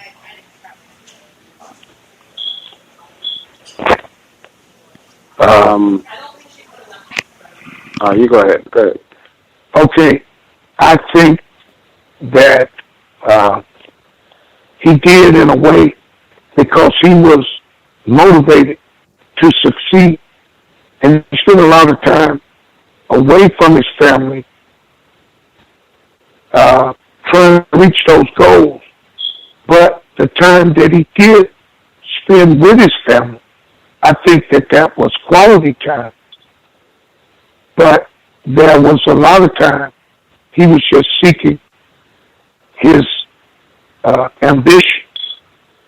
And I think that Dr. Foster allowed memories, the racism that he experienced, to linger in his mind. You know, even years later, you know, he could still, it was vivid in his mind like it was yesterday. I mean, I don't think as victims of racism that, you know, stuff that happened to us years ago, it's vivid in our minds like it was yesterday. But as I was reading this book, a lot of racism that I experienced started to regurgitate. But some of it I had pushed, you know, back in the recesses of my mind. So I mute my line.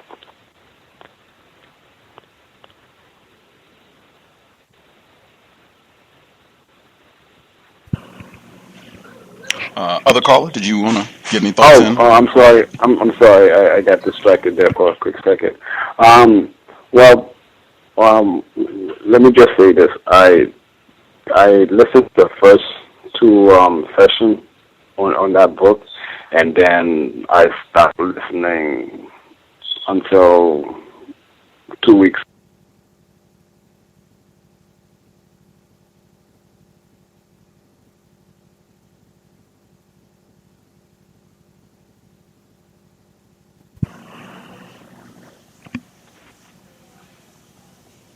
Caller at 1922, are you still with us? I'm not hearing. I'm not sure what happened.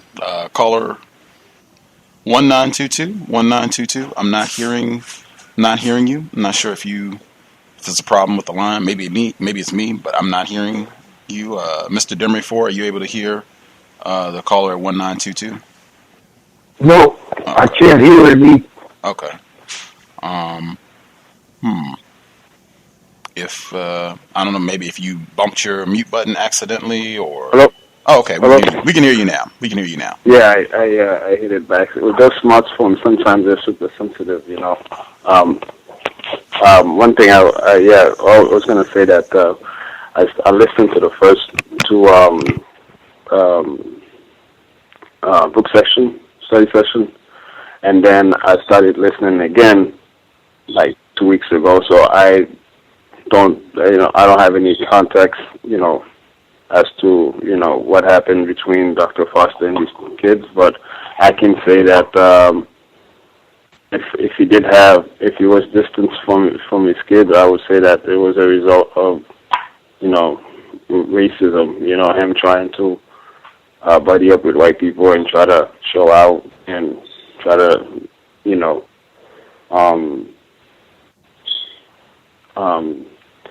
trying to impress other white folks. You know what I'm saying? I think that might have contributed to him not being able to spend quality time with his kids, based on what I've heard so far. That's my comment on that. And also, I feel like the ending of the book sort of washes the hands of white people in the terrorism that they committed to all the characters in the book. I felt like it didn't really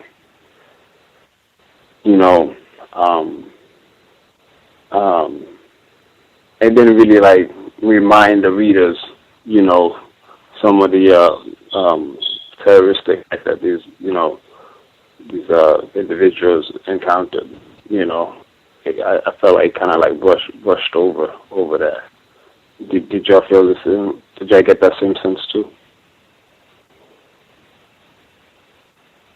Yes, I think that as a result of the system that we live in, it's very difficult to have a family life and to function as a family in this society.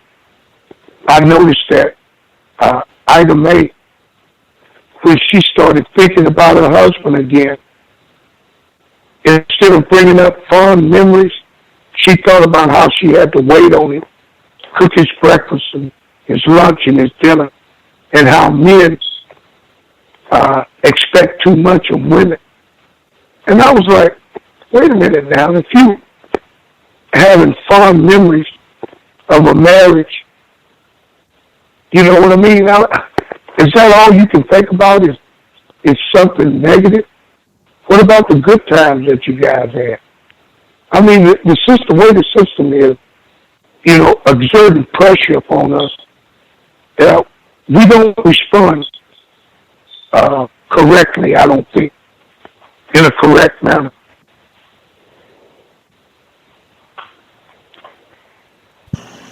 I think I had said a few weeks back, man, this is not a good book.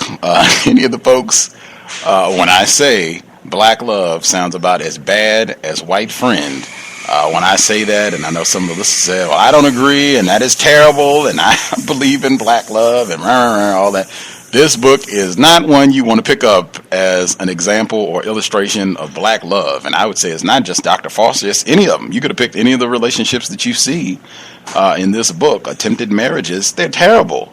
And it's all because of racism. I'm thinking Ida May and George, oh my God, like we started out, it was, she was being threatened to be beaten with a chain by a gang of white thugs. And they had the hope that they could have snuck out of Mississippi without being found out or killed by whites.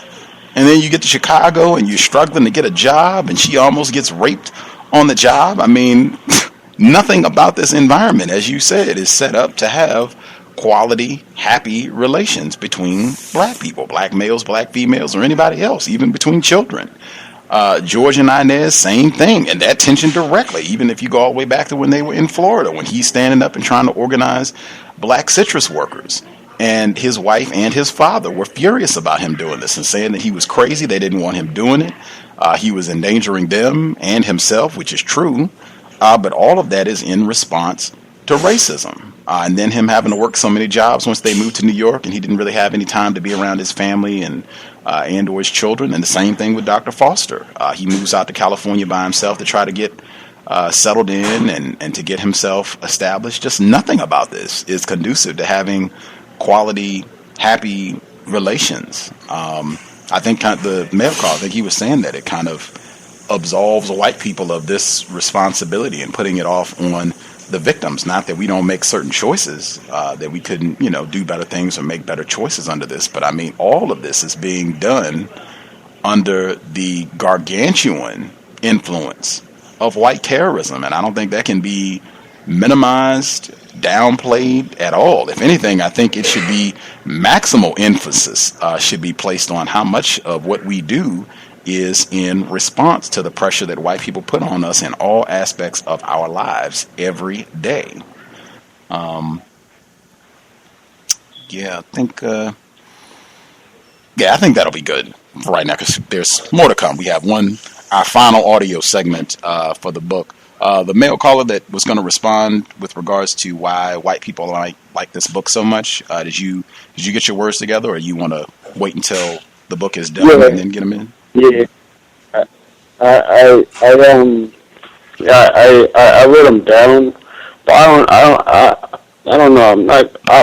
I don't know if it makes sense to me, but I don't know if it makes sense to y'all. But I get the sense that the book makes it seem like those migrants, black people that move up north, it made it seem like they were prideful in the amount of racism that they endured, the amount of hardship that was caused by racism, and it seemed like they like the way she wrote it toward the end, and I know she's a victim, but she probably had a lot of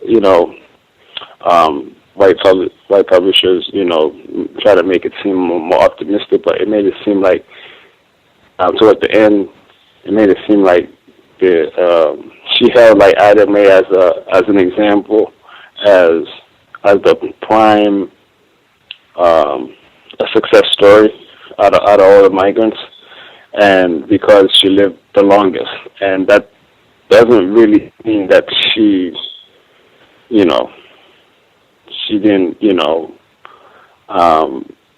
that doesn't really mean that she was happy. You know what I'm saying? Just because somebody lives long doesn't mean they're happy. You know what I'm saying? So I felt like it made it seem like, I know I'm repeating myself, but it made it seem like the migrant workers, not migrant workers, but the migrants that move up north, it made it seem like they were happy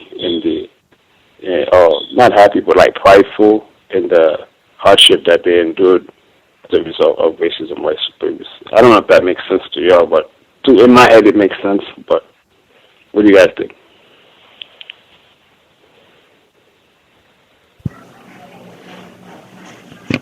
It does make sense. It does make sense. I think she does say that Ida May was the most spiritually fulfilled of the three, or I think she might even said the happiest of the three. I'm not really sure what do you mean when you say happiness? I guess that would be one, and then how do you measure that?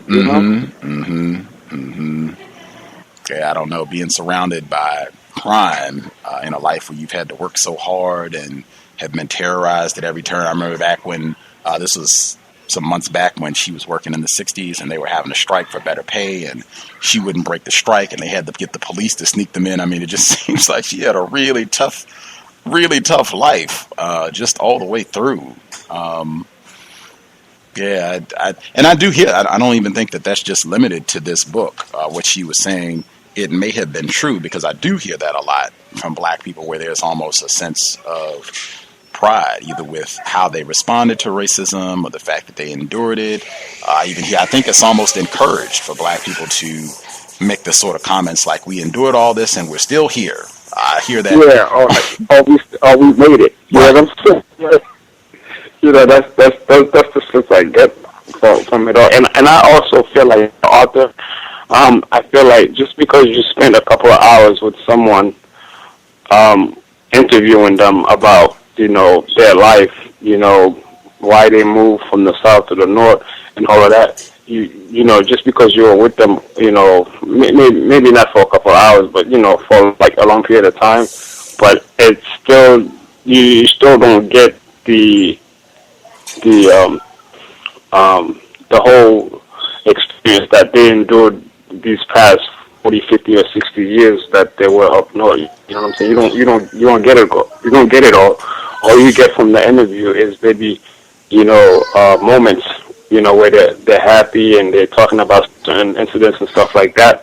But you don't really get like a true feel for what they encounter. So for her to say that, someone is the happiest of them all, or someone is successful financially because they made so much money, or this, that, and the third, I feel like that it's not really all that accurate.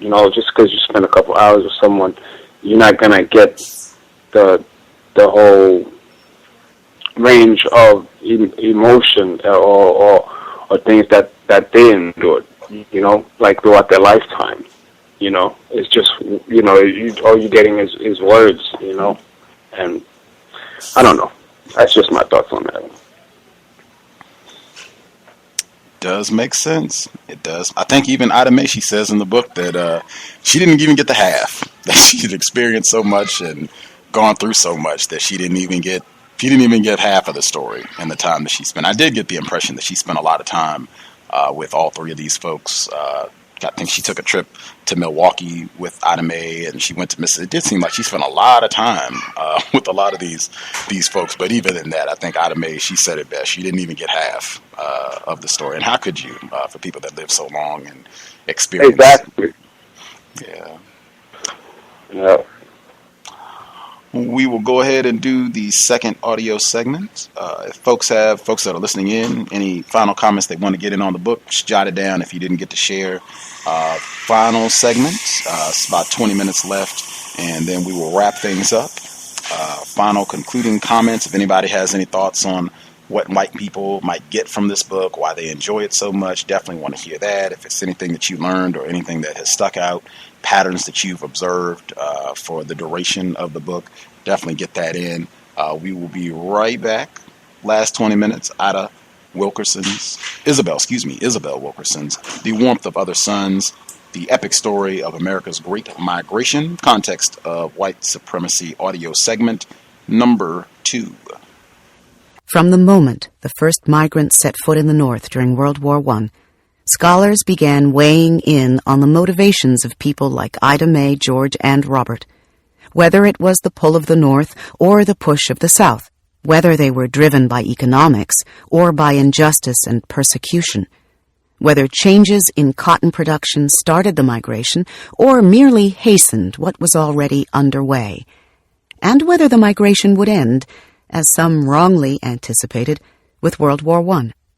Scholars widely disagreed over the role of lynchings in sparking a particular wave of migration. Some scholars saw no connection between lynching and an exodus of blacks from a given community, suggesting that the people might have been too afraid to leave or had simply accepted violence as a part of life in the South. Others found evidence that blacks did in fact leave, as might be expected after those public executions. Given the enormity of the migration, it is quite possible that both observations could have been true, that blacks might have found it more daunting or were not in a position to leave in the immediate aftermath of a lynching, but that such violence might have planted the seeds of a departure that might have taken months to actually pull off, as in the case of May Gladney. In any case, the turmoil in the South could be felt in the North. Black school principals in Philadelphia, wrote the scholar Alan B. Ballard, could tell that something had happened in a particular section of the South by the concentration of refugees from a certain place. At the same time, the exodus forced change in the South, albeit a slow and fitful one, almost from the start. The number of lynchings in the South declined in each successive decade of the Great Migration as the number of black departures went up. Though the violence would continue into the 1960s, and there were many factors that figured into that form of vigilantism, it took less than a decade of migration to begin making a difference. Since 1924, some 8 years into the Great Migration, lynchings have been on a marked decline, the Montgomery Advertiser of Alabama observed in 1959, 4 decades after the migration began. Lynchings have reached a vanishing point in recent years. For decades, it was argued that the Great Migration was triggered by changes in cotton farming, the boll weevil infestation of the 1920s, and the early mechanical cotton harvester unveiled in the 1940s. But whatever cotton's role in the migration, it could at best account for only the subset of migrants who were picking cotton in the first place. Changes in cotton farming could not account for the Great Migration as a whole, or for the motivations of the people who came from Virginia, Kentucky, Tennessee, North Carolina, western Texas, and Florida, for instance, where cotton was not the main industry, or for those in the cotton states who happened to be doing work other than picking cotton. Nor could it account for those who were in the industry but left for other reasons. The timing of the Great Migration alone raises questions as to whether changes in cotton harvesting caused the migration, or whether it was the migration that in fact set off changes in cotton production. The mechanical cotton picker did not exist when the exodus began. The migration had been underway for some 30 years before the first viable prototypes were actually in use in the fields. The migration had siphoned off 500,000 black workers by 1920 alone. Not all of them were cotton pickers, but there was enough fretting over the loss of labor that the South began searching for a mechanical replacement for the workers the plantations were losing. The exodus of black Southerners accelerated the drive toward finding a machine that could do what the pickers did. In the race toward an alternative, inventors registered nearly 500 patents between 1901 and 1931, the early decades of the migration, for some version of a hoped-for machine to pick cotton. That amounted to more than all the patents that had been issued in the entire second half of the 19th century, when the South did not have to worry about blacks leaving en masse. Still, many planters were slow to accept the idea of such a machine, or the implications of the growing black exodus. Nor did they welcome the sizable investment the new machines would require. Into the mid-1940s, the machines were plagued by imprecision, pulling up the stalks and all, and were seen as producing an inferior grade of cotton than what came from human hands. Thus many planters did not then consider the machines a viable alternative. It took World War II and the even bigger outflow of blacks to awaken them to what some agricultural engineers working on a mechanical harvester already knew. Much of this labor is not returning to the farm. Harris P. Smith, the chief of agricultural engineering at Texas A&M University, wrote in 1946. Therefore, the cotton farmer is forced to mechanize. As for the connection between the migration and the machine, Smith concluded that instead of the machines displacing labor, they were used to replace the labor that had left the farm. It was not until the 1950s, close to 2 generations after the Great Migration began, that cotton harvesters were in wide enough use to do what human hands had done for centuries. But by then, some 4 million black people had already left. In interviews with more than 1,200 migrants across the country about their decisions to migrate, none mentioned the boll weevil or the economics of cotton. This in itself does not mean these things were not unseen forces in their lives, only that they were not thinking of them as they made their decision or in hindsight. It appeared that when it came to a life-altering change of such gravity, it was not one thing, it was many things, some weighing more heavily in one migrant's heart than another, but all very likely figuring into the calculus of departure. All told, perhaps the most significant measure of the Great Migration was the act of leaving itself, regardless of the individual outcome. Despite the private disappointments and triumphs of any individual migrant, the migration in some ways was its own point. The achievement was in making the decision to be free and acting on that decision, wherever that journey led them. If all of their dream does not come true, the Chicago Defender wrote at the start of the Great Migration, enough will come to pass to justify their actions. Many black parents who left the South got the one thing they wanted just by leaving. Their children would have a chance to grow up free of Jim Crow and to be their fuller selves.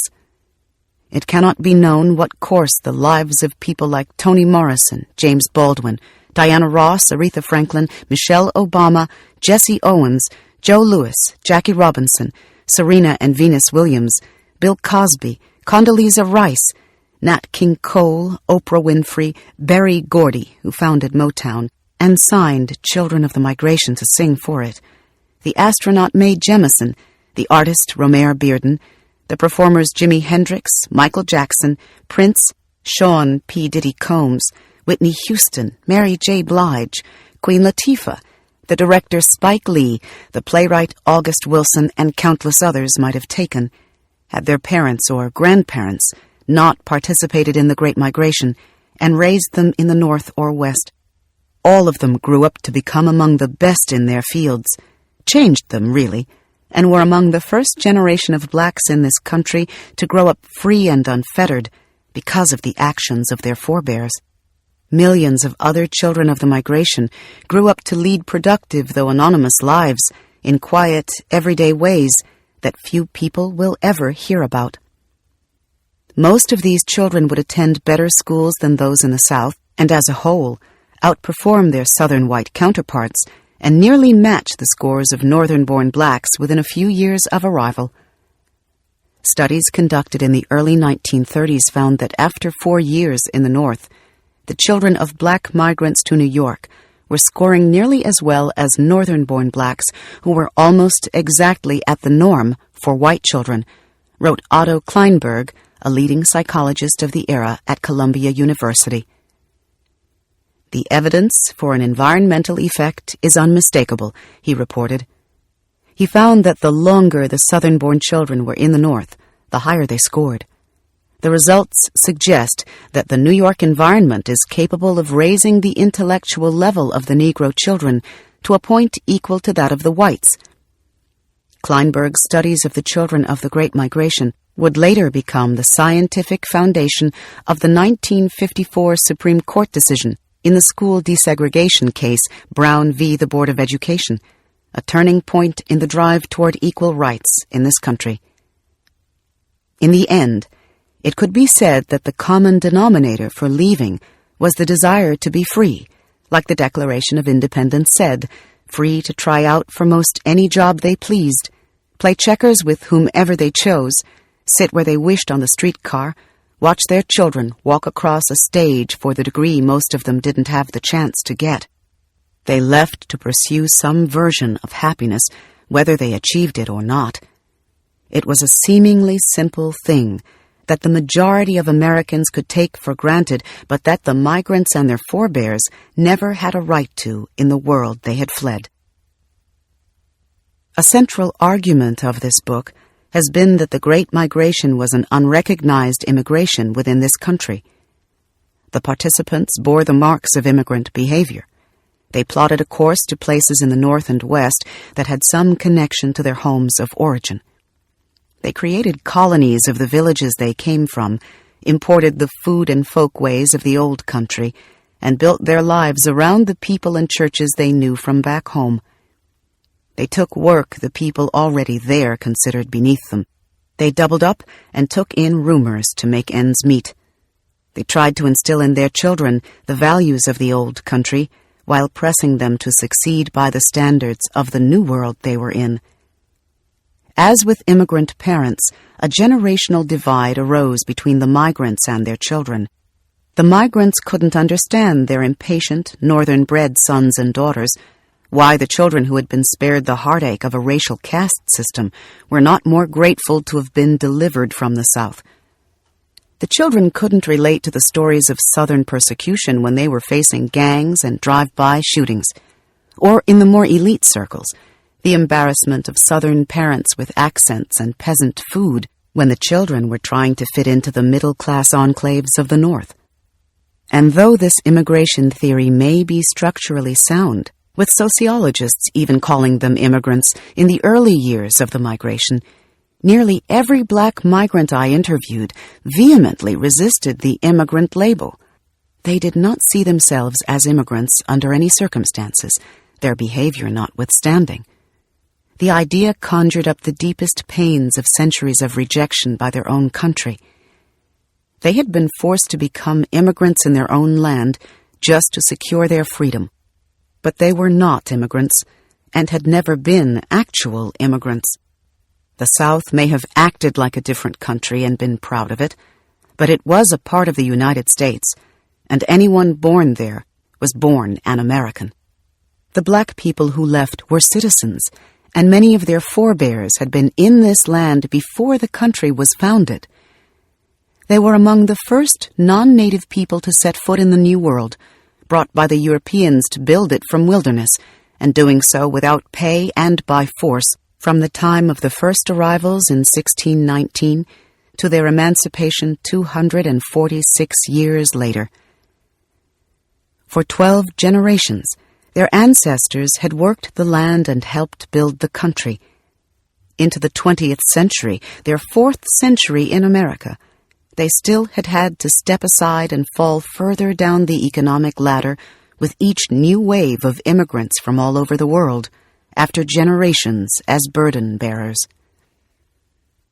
It is one of those circular facts of history that in the three great receiving cities to which Southern blacks fled, the cities that drew Ida Mae, George, and Robert, blacks had been among the first non-natives to set foot on the soil and to establish settlements centuries before.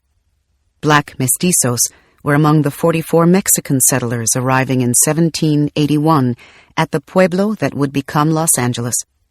Jean-Baptiste Point du Sable, a fur trader born of an African slave woman in Haiti, built in 1779 the first permanent settlement in what is now known as Chicago. Jan Rodriguez, a sailor of African descent working for and later abandoned by Dutch merchants on the untamed island in the New World, created the first trading post on what is now known as Manhattan in 1613. And so when blacks who had migrated north and west showed resentment at being considered immigrants, it was perhaps because they knew in their bones that their ancestors had been here before there was a United States of America, and that it took their leaving the South to achieve the citizenship they deserved by their ancestry and labors alone.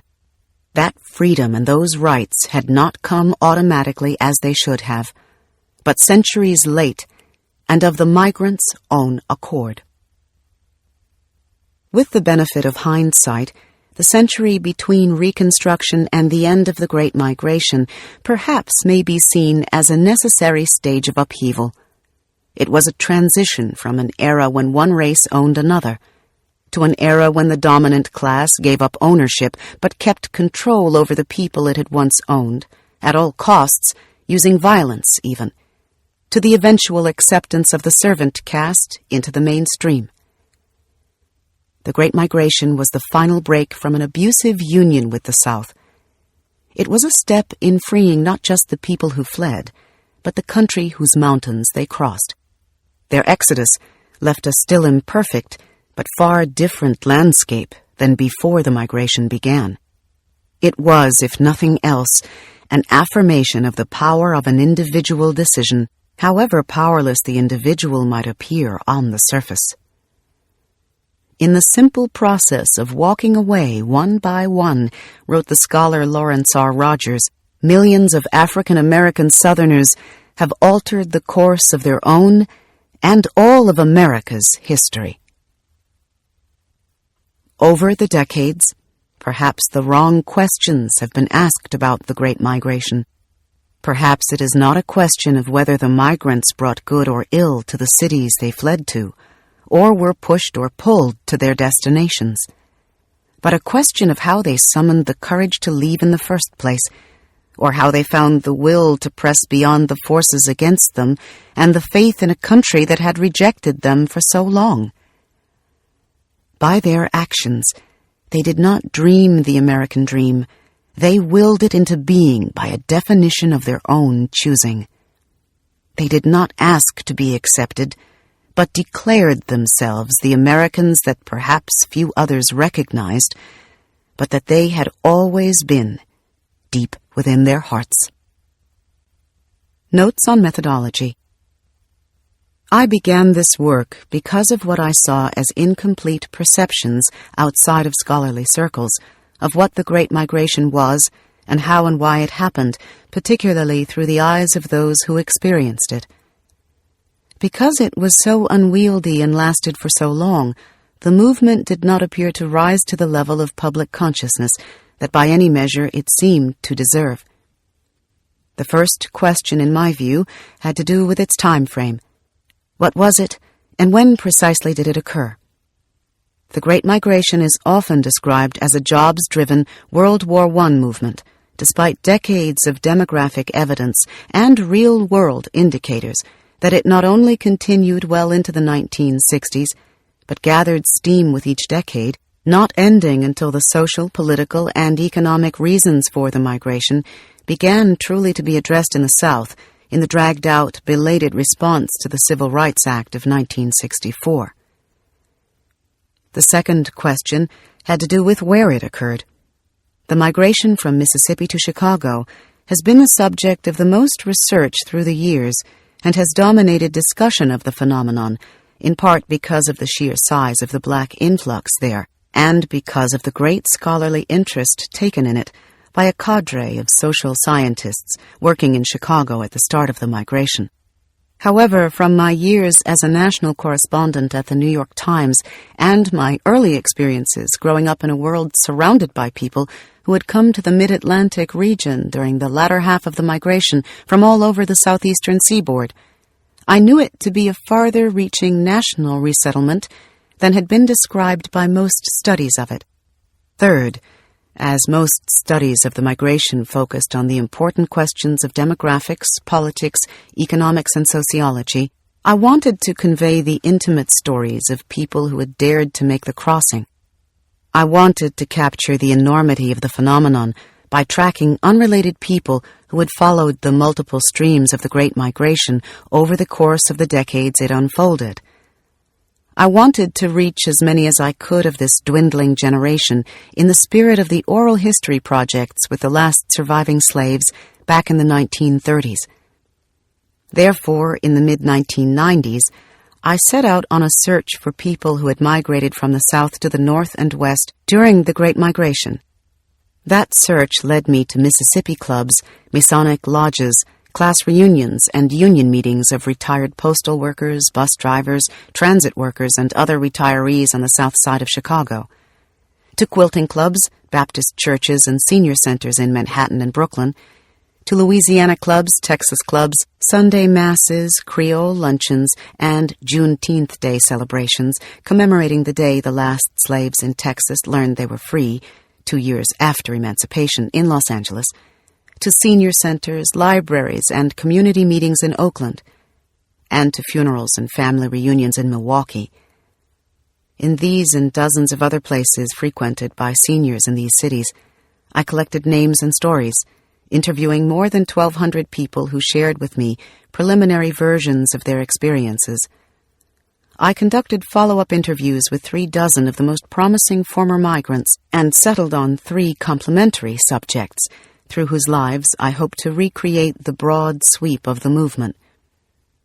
The book is essentially 3 projects in one. The first was a collection of oral histories from around the country. The second was the distillation of those oral histories into a narrative of 3 protagonists, each of whom led a sufficiently full life to merit a book in his or her own right, and was thus researched and reported as such.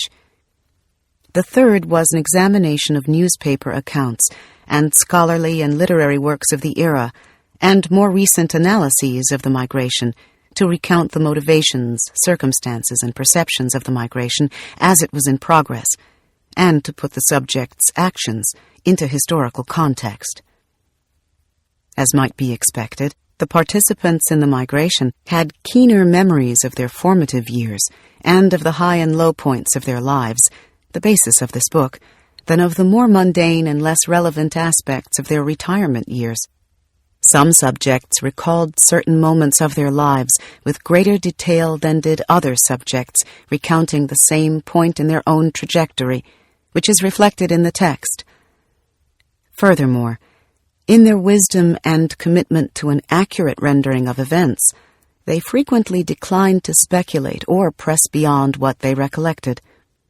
Where possible, I confirmed or clarified their accounts through interviews with the dwindling circle of surviving witnesses, cohorts, and family members, through newspaper accounts in the South and North dating back to 1900, and through census, military, railroad, school, state, and municipal records.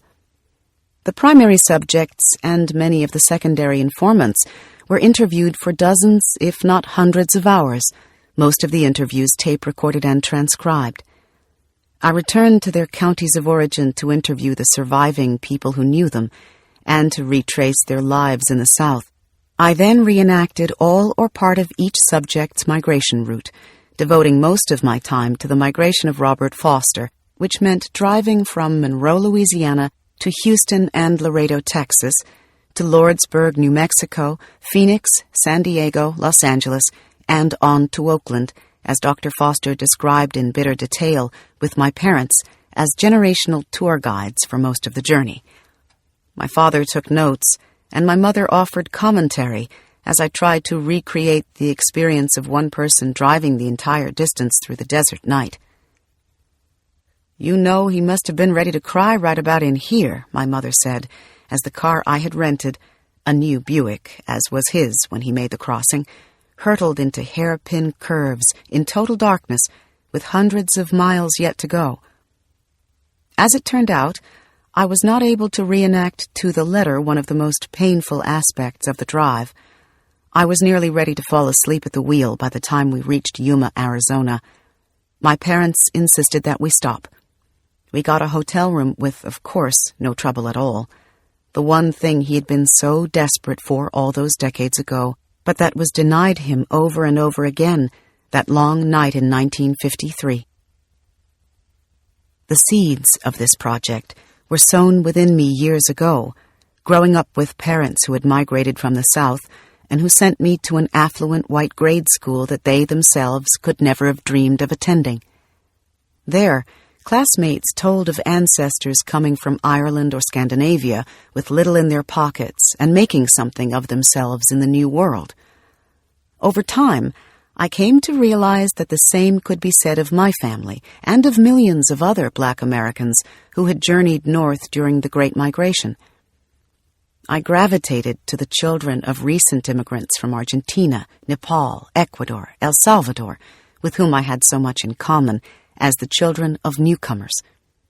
The accents and folkways of overprotective parents, suspicious of the libertine mores of the New World, and our childish embarrassment at their nervous hovering, the exotic, out-of-step delicacies from the Old World that our mothers lovingly prepared for our lunchboxes, the visits to my parents' fellow immigrant friends, all just happening to be from the South and exchanging the latest about the people from back home.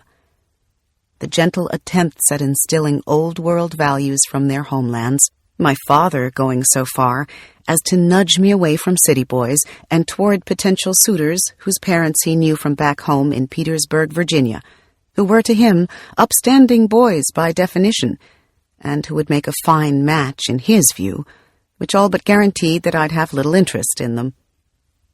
Thus I grew up the daughter of immigrants, a Southerner once removed, as the Mississippi-born poet Natasha Trethewey once called me.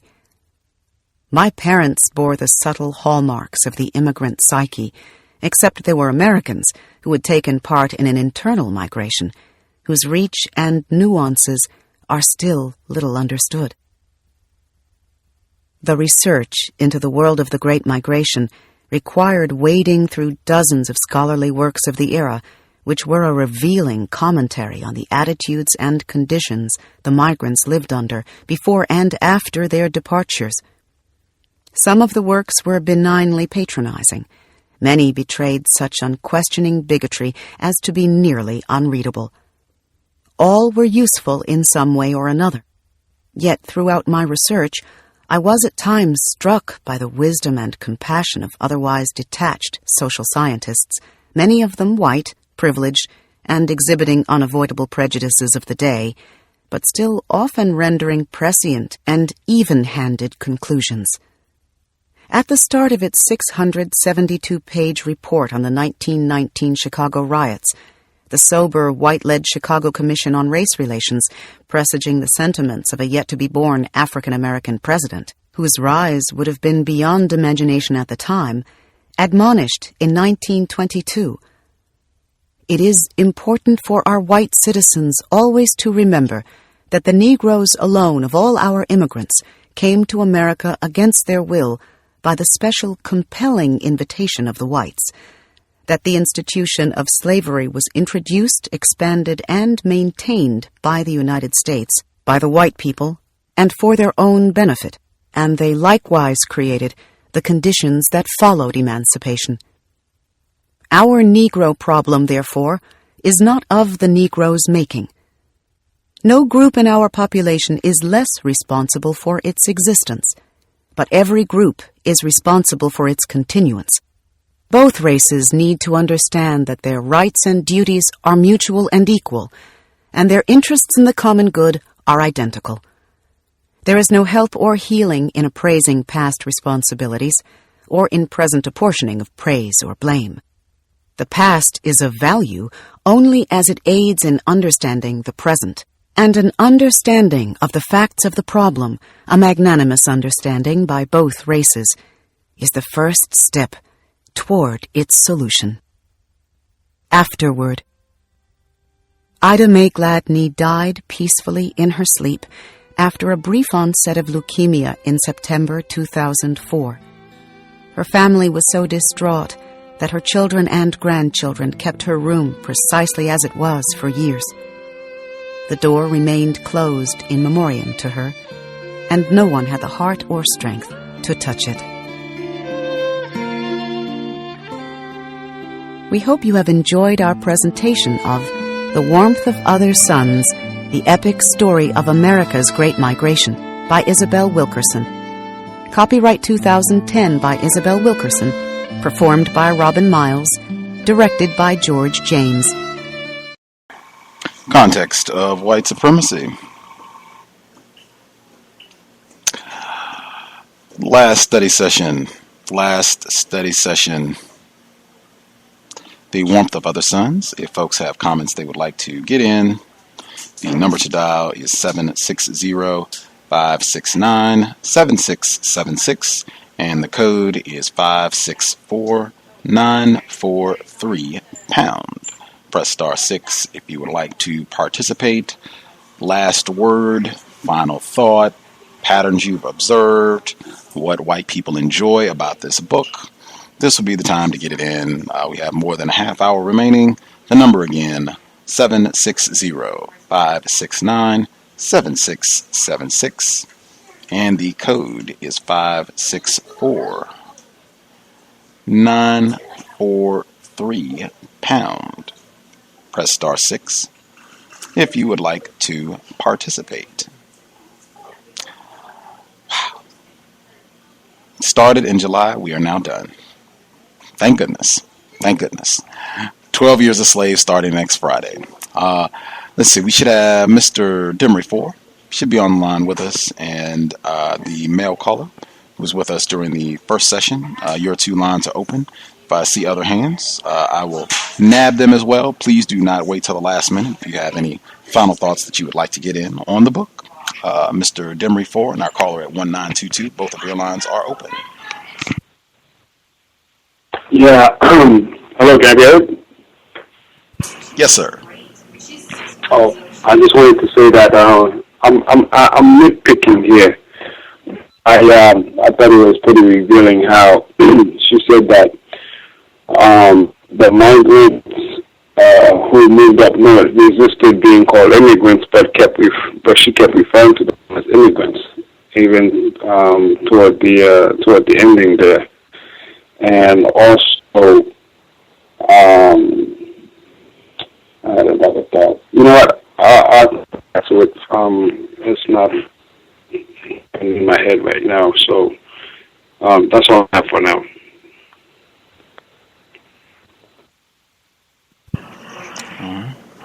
Immigrants, refugees. Yeah, I'd prefer victim of racism. I think that would capture it all. Mr. Demery 4, any thoughts? Oh yes, I had made note of those two words, and also I didn't like the way that lynching was referred,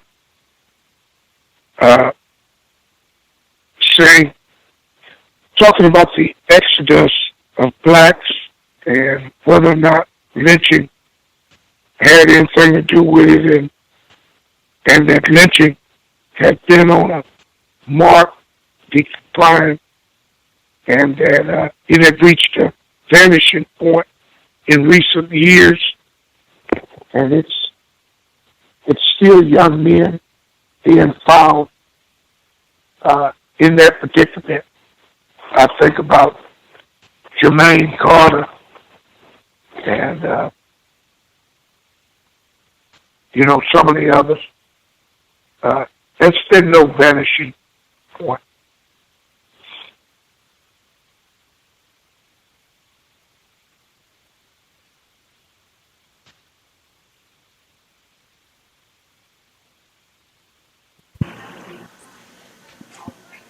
Absolutely. Not just Frederick Jermaine Carter. I think we had 3 over this past summer, Cody Ingham and 2 others as well. So absolutely. Still continuing.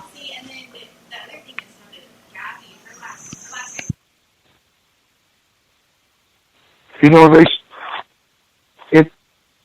it just seems like a lot of the terrorism was minimized, you know, because, you know, when you were speaking with the young lady that did the series, Ask the Slave, you know, I was just thinking about some of the horrific incidents that happened, like putting blacks inside of barrels that were studded with nails and then rolled around in a yard and all that. I mean, it's just, you know, you have to call it what it is, and you have to bring out the worst parts of it so that you can get a feel of what we're really talking about. You know, a lot of those people that left the South, you know, left because, you know, their very lives depended on it. They had witnessed atrocities, and some felt that it would be them next. And they left in the cloak of night and disguising themselves and not wanting to bring attention that they were leaving. It was just terrible. And then the recent movie, that was before The Butler, the opening scene was a guy getting his head blown off, you know, because he said something about the white man raping his wife. You know what I mean? And then we're supposed to be desensitized to this stuff. And, you know, that had a big impact upon me when I saw that scene. It took me, you know, halfway through the movie to get over that scene.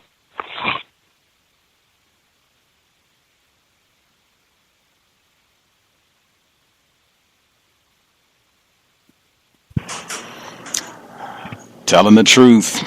I remember Mr. Fuller, he said that. He said it's no way that the history of racism, white terrorism, there's no way that it could be accurately told, truthfully told in schools. He said it just wouldn't be possible. It would one day of truthful information about what white people have done, and you would have mayhem in the classrooms. I don't know if it would be brawls and what have you, but I certainly think it would be much, much easier if that was being taught to emphasize no white friends, no sex with white people.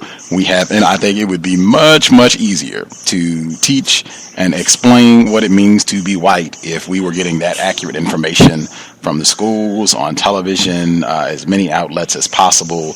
Not saying that this is such a thing, but not watered down renditions that are trying to appease whites and sugarcoat things and make it not seem as barbaristic as it really has been and continues to be. I think even a few of the things that pointed out, it seemed like there were more things in this final audio segment that were in that same vein of why I said I'm ambivalent about even making a request to have her on the program. When she writes, she's talking about the black people who left. She said that they had a desire to be free, like the Declaration of Independence said, free to try out for most any job they pleased, play checkers with whomever they chose. And I recall that because she, in so many interviews that she has done, she talks about how that was like a codified written law that black people and white people could not play checkers together in a certain area of the South. And even from the reports that she gave of our 3 main characters, I don't recall any of these black people making an effort to have white friends. I don't recall any of these. Ida May, Dr. Foster, George Starling. I don't remember any of them saying, yes, I'm in New York now and I can play checkers with a white person. I don't remember any of them saying that. I don't remember any of them expressing any particular fondness for white people or talking about they had any white friends or any white people that they, were in regular contact with. Even Dr. Foster. It didn't seem like he was hanging out with white people. It seemed like he just wanted to go and do his gambling thing and impress whomever he could. It seemed like a lot of black people he wanted to impress and show off, but I don't remember any of them making any comment that suggested that they wanted to hang out or have any sort of social voluntary involvement with whites, which I appreciate. Moving forward a little bit, she says she's talking about the Great Migration that I guess finally. I got a quick comment. Yes, sir. I was gonna say I'm nitpicking, but wait a minute. Maybe that word is not such a good word. I think that's not codified. Isn't that a racist term, nitpicking?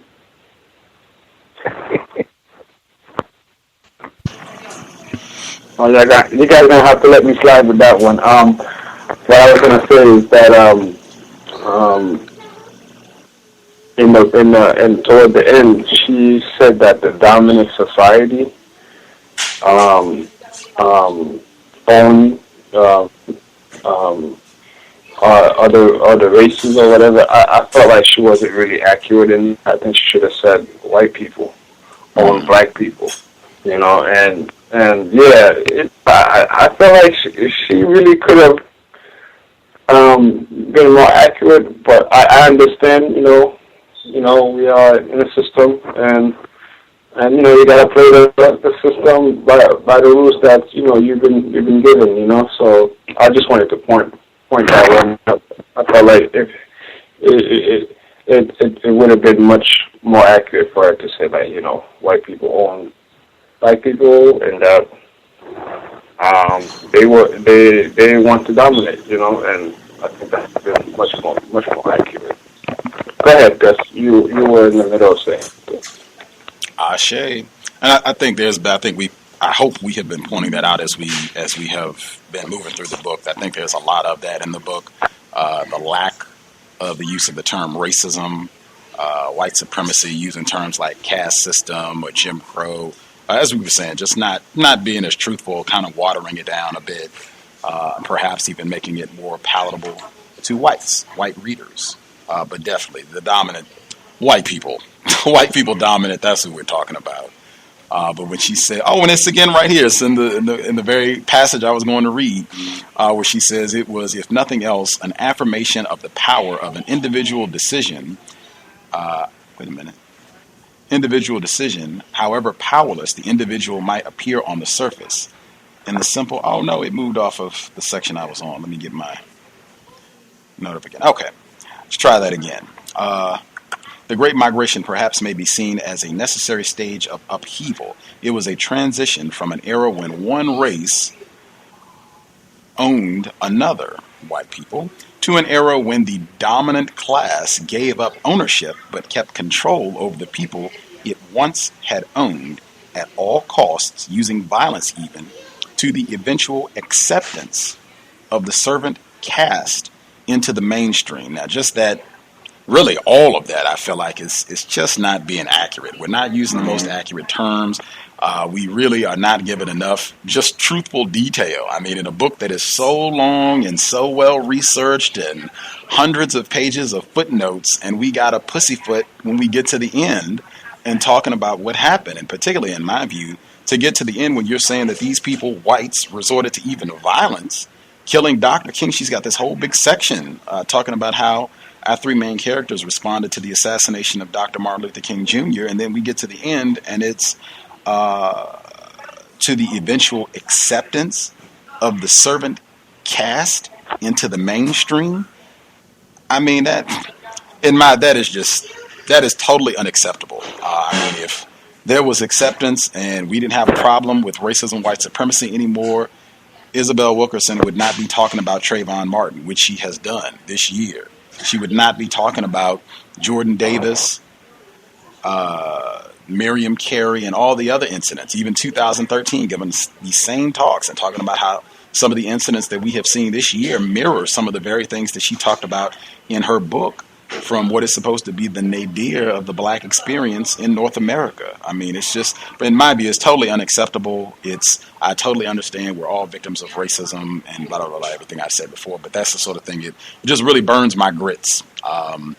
That sort of, and again, I would put that under the column of, this would be another reason why I think white people like this sort of book. It's really letting them off the hook and not being live and direct and calling out their barbaric and terroristic history and present even. But since this book is talking about things that are past tense, there's one more. And I can't even read all this, but the big chunk where she's talking about going to this mostly white school that her parents put her in D.C. and how she gravitated towards other immigrant students who she felt like she had a lot in common with. Just that whole paragraph was another one that really burned my grits in making this sort of comparison that, we're all immigrants. These folks that are coming in. Now, I don't know, these people that she's talking about, they may have been non-white people. They may have been white people. I'm not sure. She said she gravitated to the children of recent immigrants from Argentina, Nepal, Ecuador, El Salvador, with whom I had so much in common as the children of newcomers, the accents and folkways of overprotective parents, suspicious of libertine Moors of the New World. Just a lot of that to me. I feel like black people, we consist as victims. We have to do things to make overtures to white people to try to, as I said, to make it more palatable to whites, to make it seem like we are currying favor. This is what victims do. This is what people that are in a subject and weak position have to do. And I think she even reported that throughout the book with Dr. Robert Pershing Foster and trying to do things to be more acceptable to white people. It just, that this whole paragraph right here kind of reeks of that to me. I could be incorrect. I hope it doesn't sound like an undue criticism of Isabel Wilkerson, because I have learned a lot from the book, but just I feel it's a lot of this just kind of piled up at the end here in the epilogue where she's explaining the book and how all that came to be. I think the last one, I'll mute my line after this one. Yeah, that's why I said it's a lot of this kind of piled up at the end where I feel like it's just really trying to make sure that we get in good with the white folks at the conclusion of the book. That really, it burned my grits. That's all I can say. Where she's talking about the research that she did to get more information on the book. And really she's pointing out how well studied we have been by whites, particularly white people in Chicago, but I would say just in general, how much thorough research racists have done on their victims. They want to make sure that they know as much as they can about us so that they can more easily, more efficiently dominate and terrorize us. I mean, that's just the science of white domination. But where she says, she's talking about the sources. She says, all were useful in some way or another. Yet throughout my research, I was at times struck by the wisdom and compassion of otherwise detached social scientists, many of them white, privileged, and exhibiting unavoidable prejudices of the day.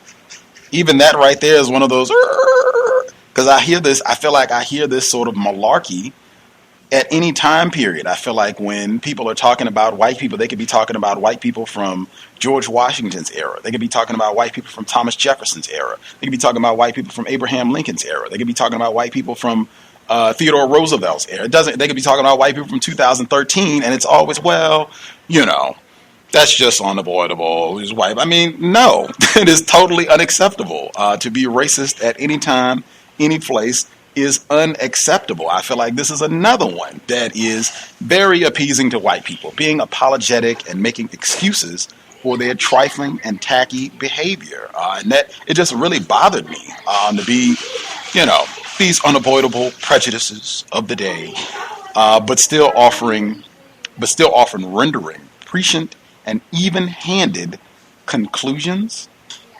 At the start of its 672-page report on the 1919 Chicago riots, the sober, white-led Chicago Commission on Race Relations, presaging the sentiments of a yet-to-be-born African-American president whose rise would have been beyond imagination at the time, admonished in 1922 It is important for our white citizens always to remember that the Negroes alone of all our immigrants came to America against their will by the special compelling invitation of the whites. That the institution of slavery was introduced, expanded, and maintained by the United States by the white people and for their own benefit, and they likewise created the conditions that followed emancipation. There's nothing in this paragraph that would have me oohing and eyeing and, oh my gosh, I can't believe a white person in 1922 would say such a thing, or a group of white people in 1922 would say such a thing. I mean, there's nothing that I would look at that and say, oh my God, I'm stunned that they would say that. If anything, it's true. White people know that. I've heard white people say this over and over again, not just 21st century white people. White people know everything about black people is their fault. All of our behaviors, the way we conduct ourselves, it is all a response to racism. And they know this. I mean, whether they say it publicly, truthfully, on a regular basis, I mean, whatever. But this is not even the first time that I've heard this sort of acknowledgement on the part of white people. And it's not anything that I jump up and down and hoot and holler and feel like, oh my gosh, this is cause for celebration, or these need to be some white people that are recognized. Not at all. And I would even point out the passage where they say, Negroes alone of all our immigrants came to America against their will by special compelling invitation of whites. Really? What kind of elevated $10 language is there? Are you talking about the Holocaust? Is that what you mean? Cramming people in slave ships and is that what you mean? Special invitation? That, in my view, that sort of jargon, and as I said, all of this is at the end. All of this is right, the last portion of the audiobook that we heard. It just seemed like there was a lot of this piled up in the conclusion of the book, just things of whitewashing and sugarcoating things to really make sure that we end on a note that will not rankle white people and presents them in the most favorable light. And we even get a nice quote from a group of white people who are seemingly revealing truth and maybe even being compassionate to you Negroes. It was not a cool way for me to wrap the book up. Everything that I just read, that would be a nice batch of why Gus is very ambivalent about even making a request to have Miss Wilkerson on the program, because I would feel like this is the sort of stuff I would be bringing up. Why was it written this way? Did you feel compelled to appease white readers? Did white editors make comments about all this? Like, it just could be a point of contention with another victim. I will hush there if folks have other comments they want to get in. Yes, that was a part where it said many black parents who left the South got the one thing they wanted just by leaving. Their children would have a chance to grow up free of Jim Crow and be their full self. When did that happen? And all of them grew up to become among the best in their field. Changed them really, and were among the first generation of black in this country to grow up free and unfettered because of their actions, of their forebearers. I just wanted to make one comment. Is in the very back of the book, she made note that she received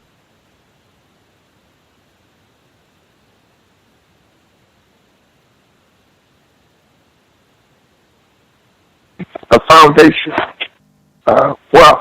She had support from a fellowship of John Simon Guggenheim Foundation.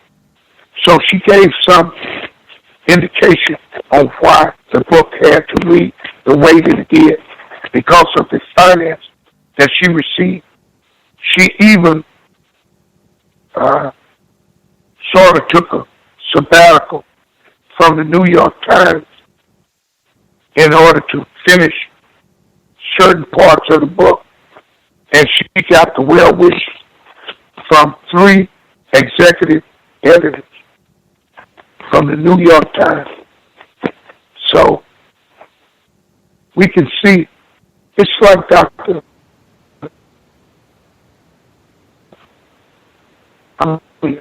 It's like Mr. Nitty Phillip said, just follow the logic.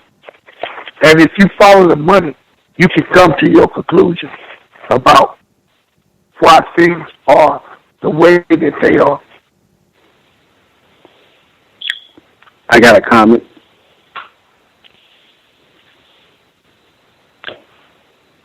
Now, can I be heard?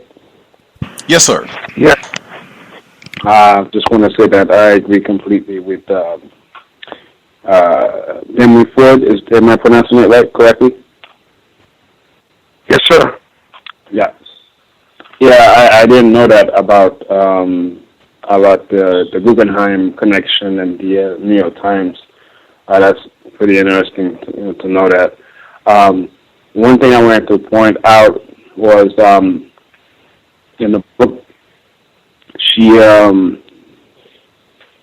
mentioned that the decision of the Brown versus Board was made partly due to the fact that a white scientist by the name of Kleinfeld, I don't recall the name, but that it was his research that that made that decision that the U.S. Senate or the Congress, I don't remember, but they were able to pass the Brown versus Board thing. So I didn't know that. That was a very interesting in of itself. And also toward the ending, I think she said that migrants who move up north wanted to work where they wanted to work, but most of the migrant workers were doing jobs they didn't want to do. So I think there was some discrepancy there. I don't know if you guys caught that.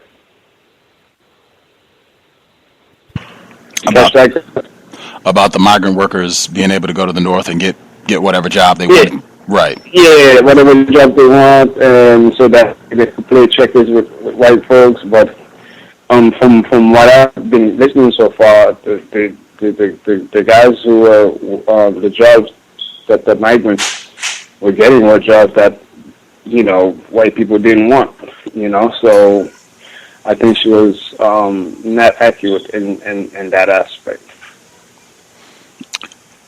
I would agree. And I think that's another one. I think she gives commentary towards the end there. She says that she's relating black people to other immigrants and saying that one of the characteristics is that they generally take jobs that are considered beneath the population that's already present in that given area. And I think she's talked about that, whether it's Ida Mae going to work in a white person's house, which her husband and she had not wanted to do for most of her life, just trying to make ends meet, being quote-unquote scabs, just going and breaking strikes that they were having where you're going to be paid less than white union workers. She had a lot of paragraphs or segments where she was talking about how even poor white workers didn't want to work with black people, and that would be the pitiful excuse that the white employers would give, that my white employees don't want to work with any black people, so I don't want a contentious work environment, so we just can't have any black people here.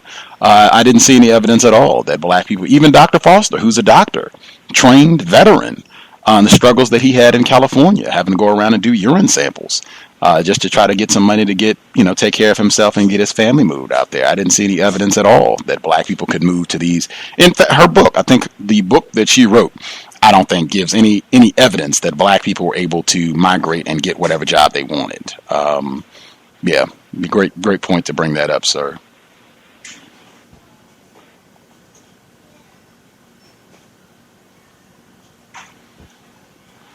Also, she mentioned something about the exodus of the migrants, increasing the patents for cotton production. It's like now the white people had to come up with this invention to replace the free labor that they were losing. Well, you still had that chance to make those inventions, even when people were breaking their backs for little or nothing the whole time. There was no motivation to create inventions during that time.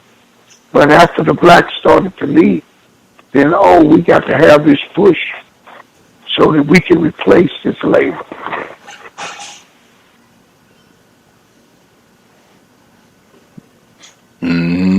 I did appreciate that about the boll weevil and this push to get mechanics. I think this is the first time that I've heard a report where it's saying that the white farmers, that they were not so satisfied with this newfangled machinery, and it didn't work right at first, and that they would have preferred to have their long dependable Negro laborers out there hand picking the cotton, as opposed to them having to go and rely on the machinery. Like, that's the first that I had heard that the white farmers really were kind of resistant, that it was expensive and not that efficient and just not up to the same standard as getting black people out there to pick it for next to nothing, slavery basically. I hadn't really heard that before, so I did appreciate getting that information.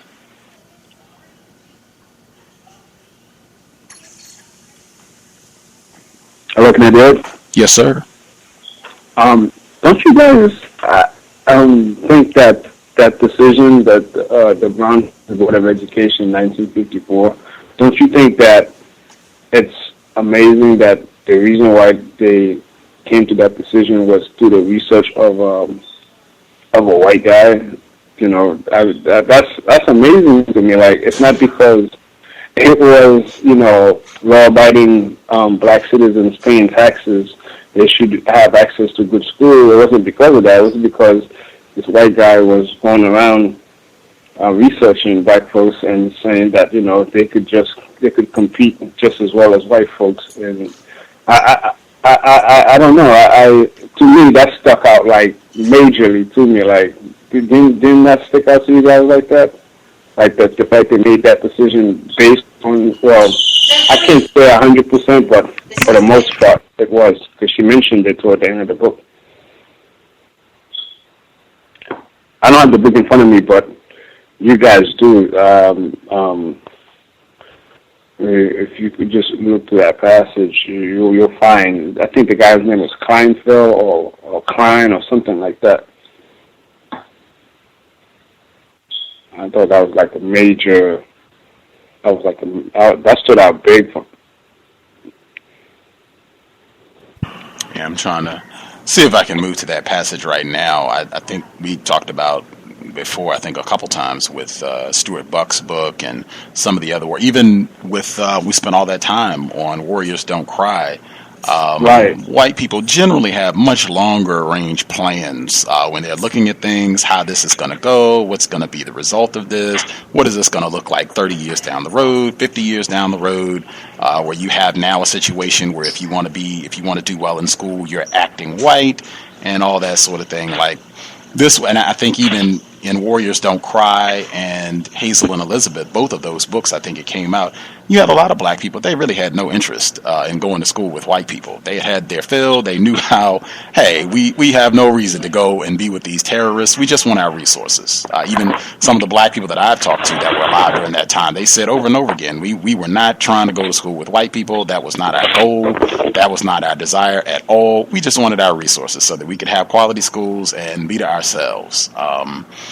Yeah, I'll see if I can get the passage that you're talking about before we wrap things up, though, so I can get his name at least. Go ahead. I can see it. It's Otto Kleinberg. He was a leading psychologist, but you know what? That study was done in the 1930s.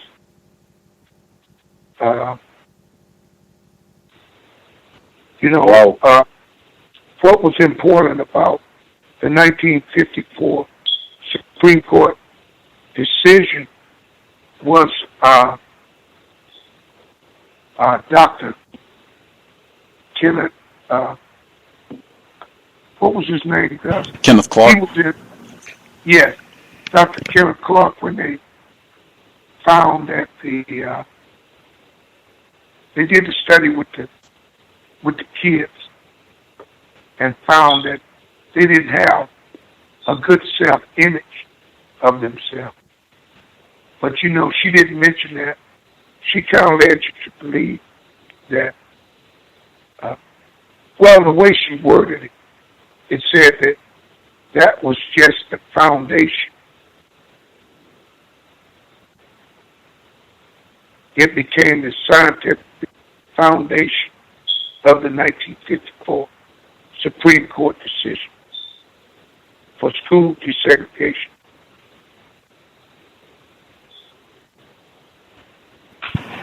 Yeah, to me that was major.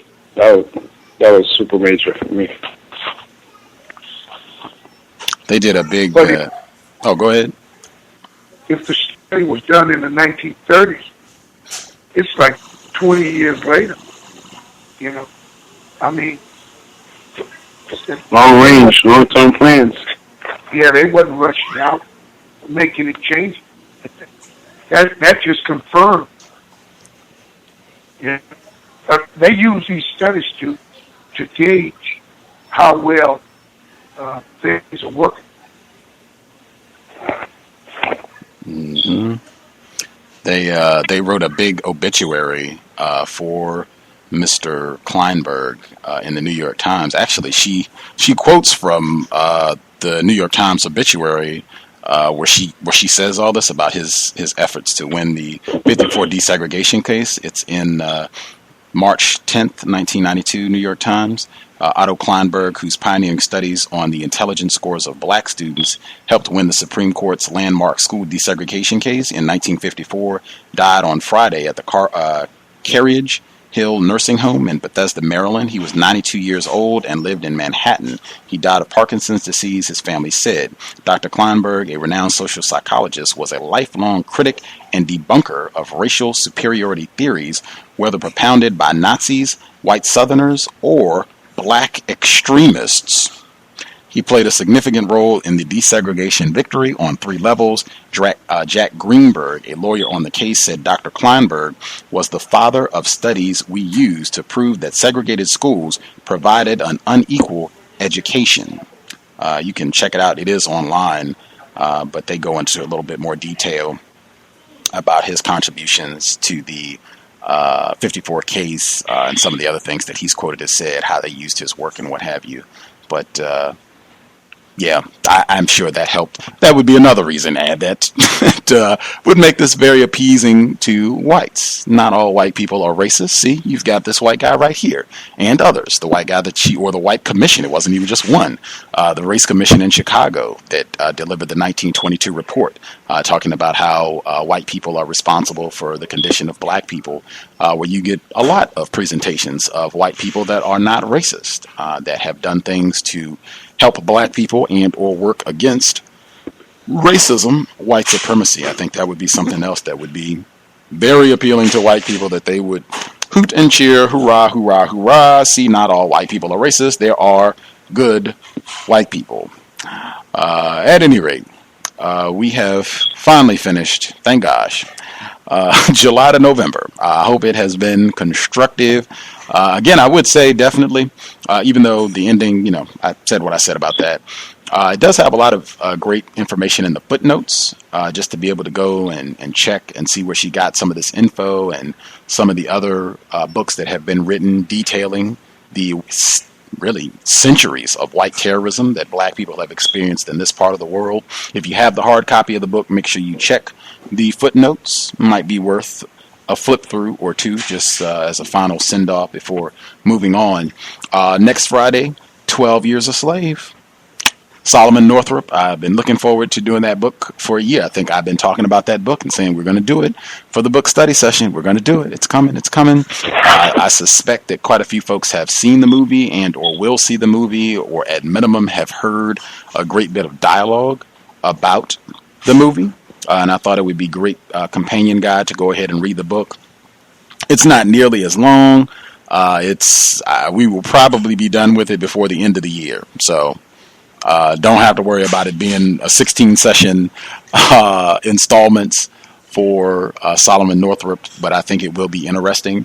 And particularly, I guess, some of the things you can be thinking about in advance if people want to get the book. I'm sure you will have no problem getting your hands on this book. It should be easy to find, whether you want to download it, whether you want to go to the library, whether you want to buy a copy. I'm sure you can get 50 copies easy with the book being in stores right now.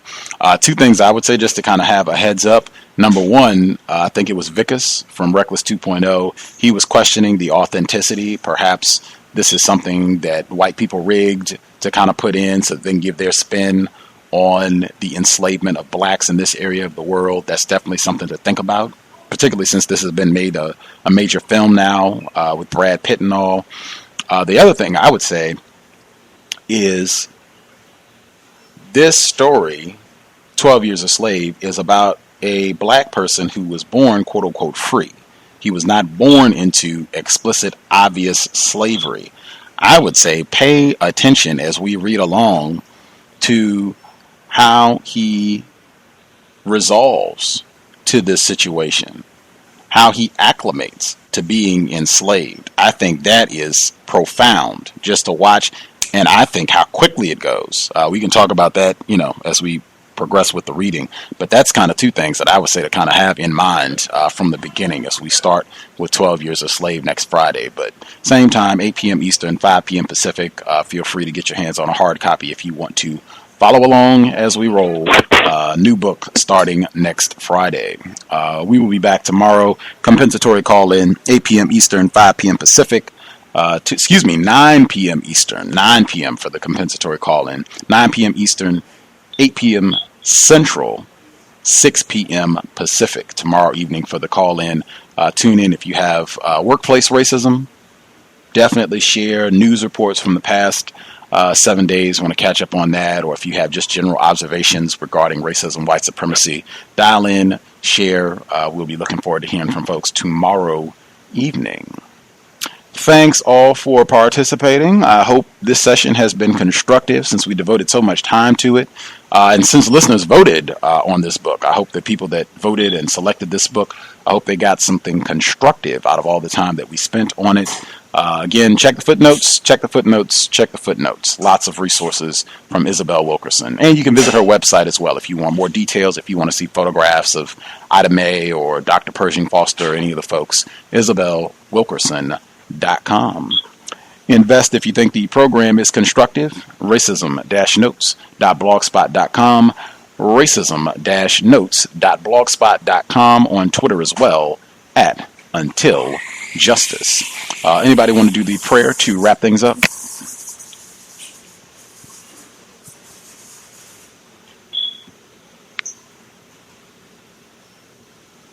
Right on. I will knock it out. We will be back again tomorrow. Tune in, dial in, news clips, workplace racism, observations, things we have seen on the plantation, and hopefully some strategies to help us neutralize, counter the system of white terrorism. Creator, give us the patience with other victims of racism. Give us patience with ourselves. Help us improve and become better. Help us keep in mind our goal, universal man, universal woman. Practitioners of justice throughout the world, throughout the universe. It has been time. Replace white supremacy with justice as soon as possible. Ashe. Ashe. Context of White Supremacy. Signing out. Thanks all for tuning in. I'm a victim, brother. Problem.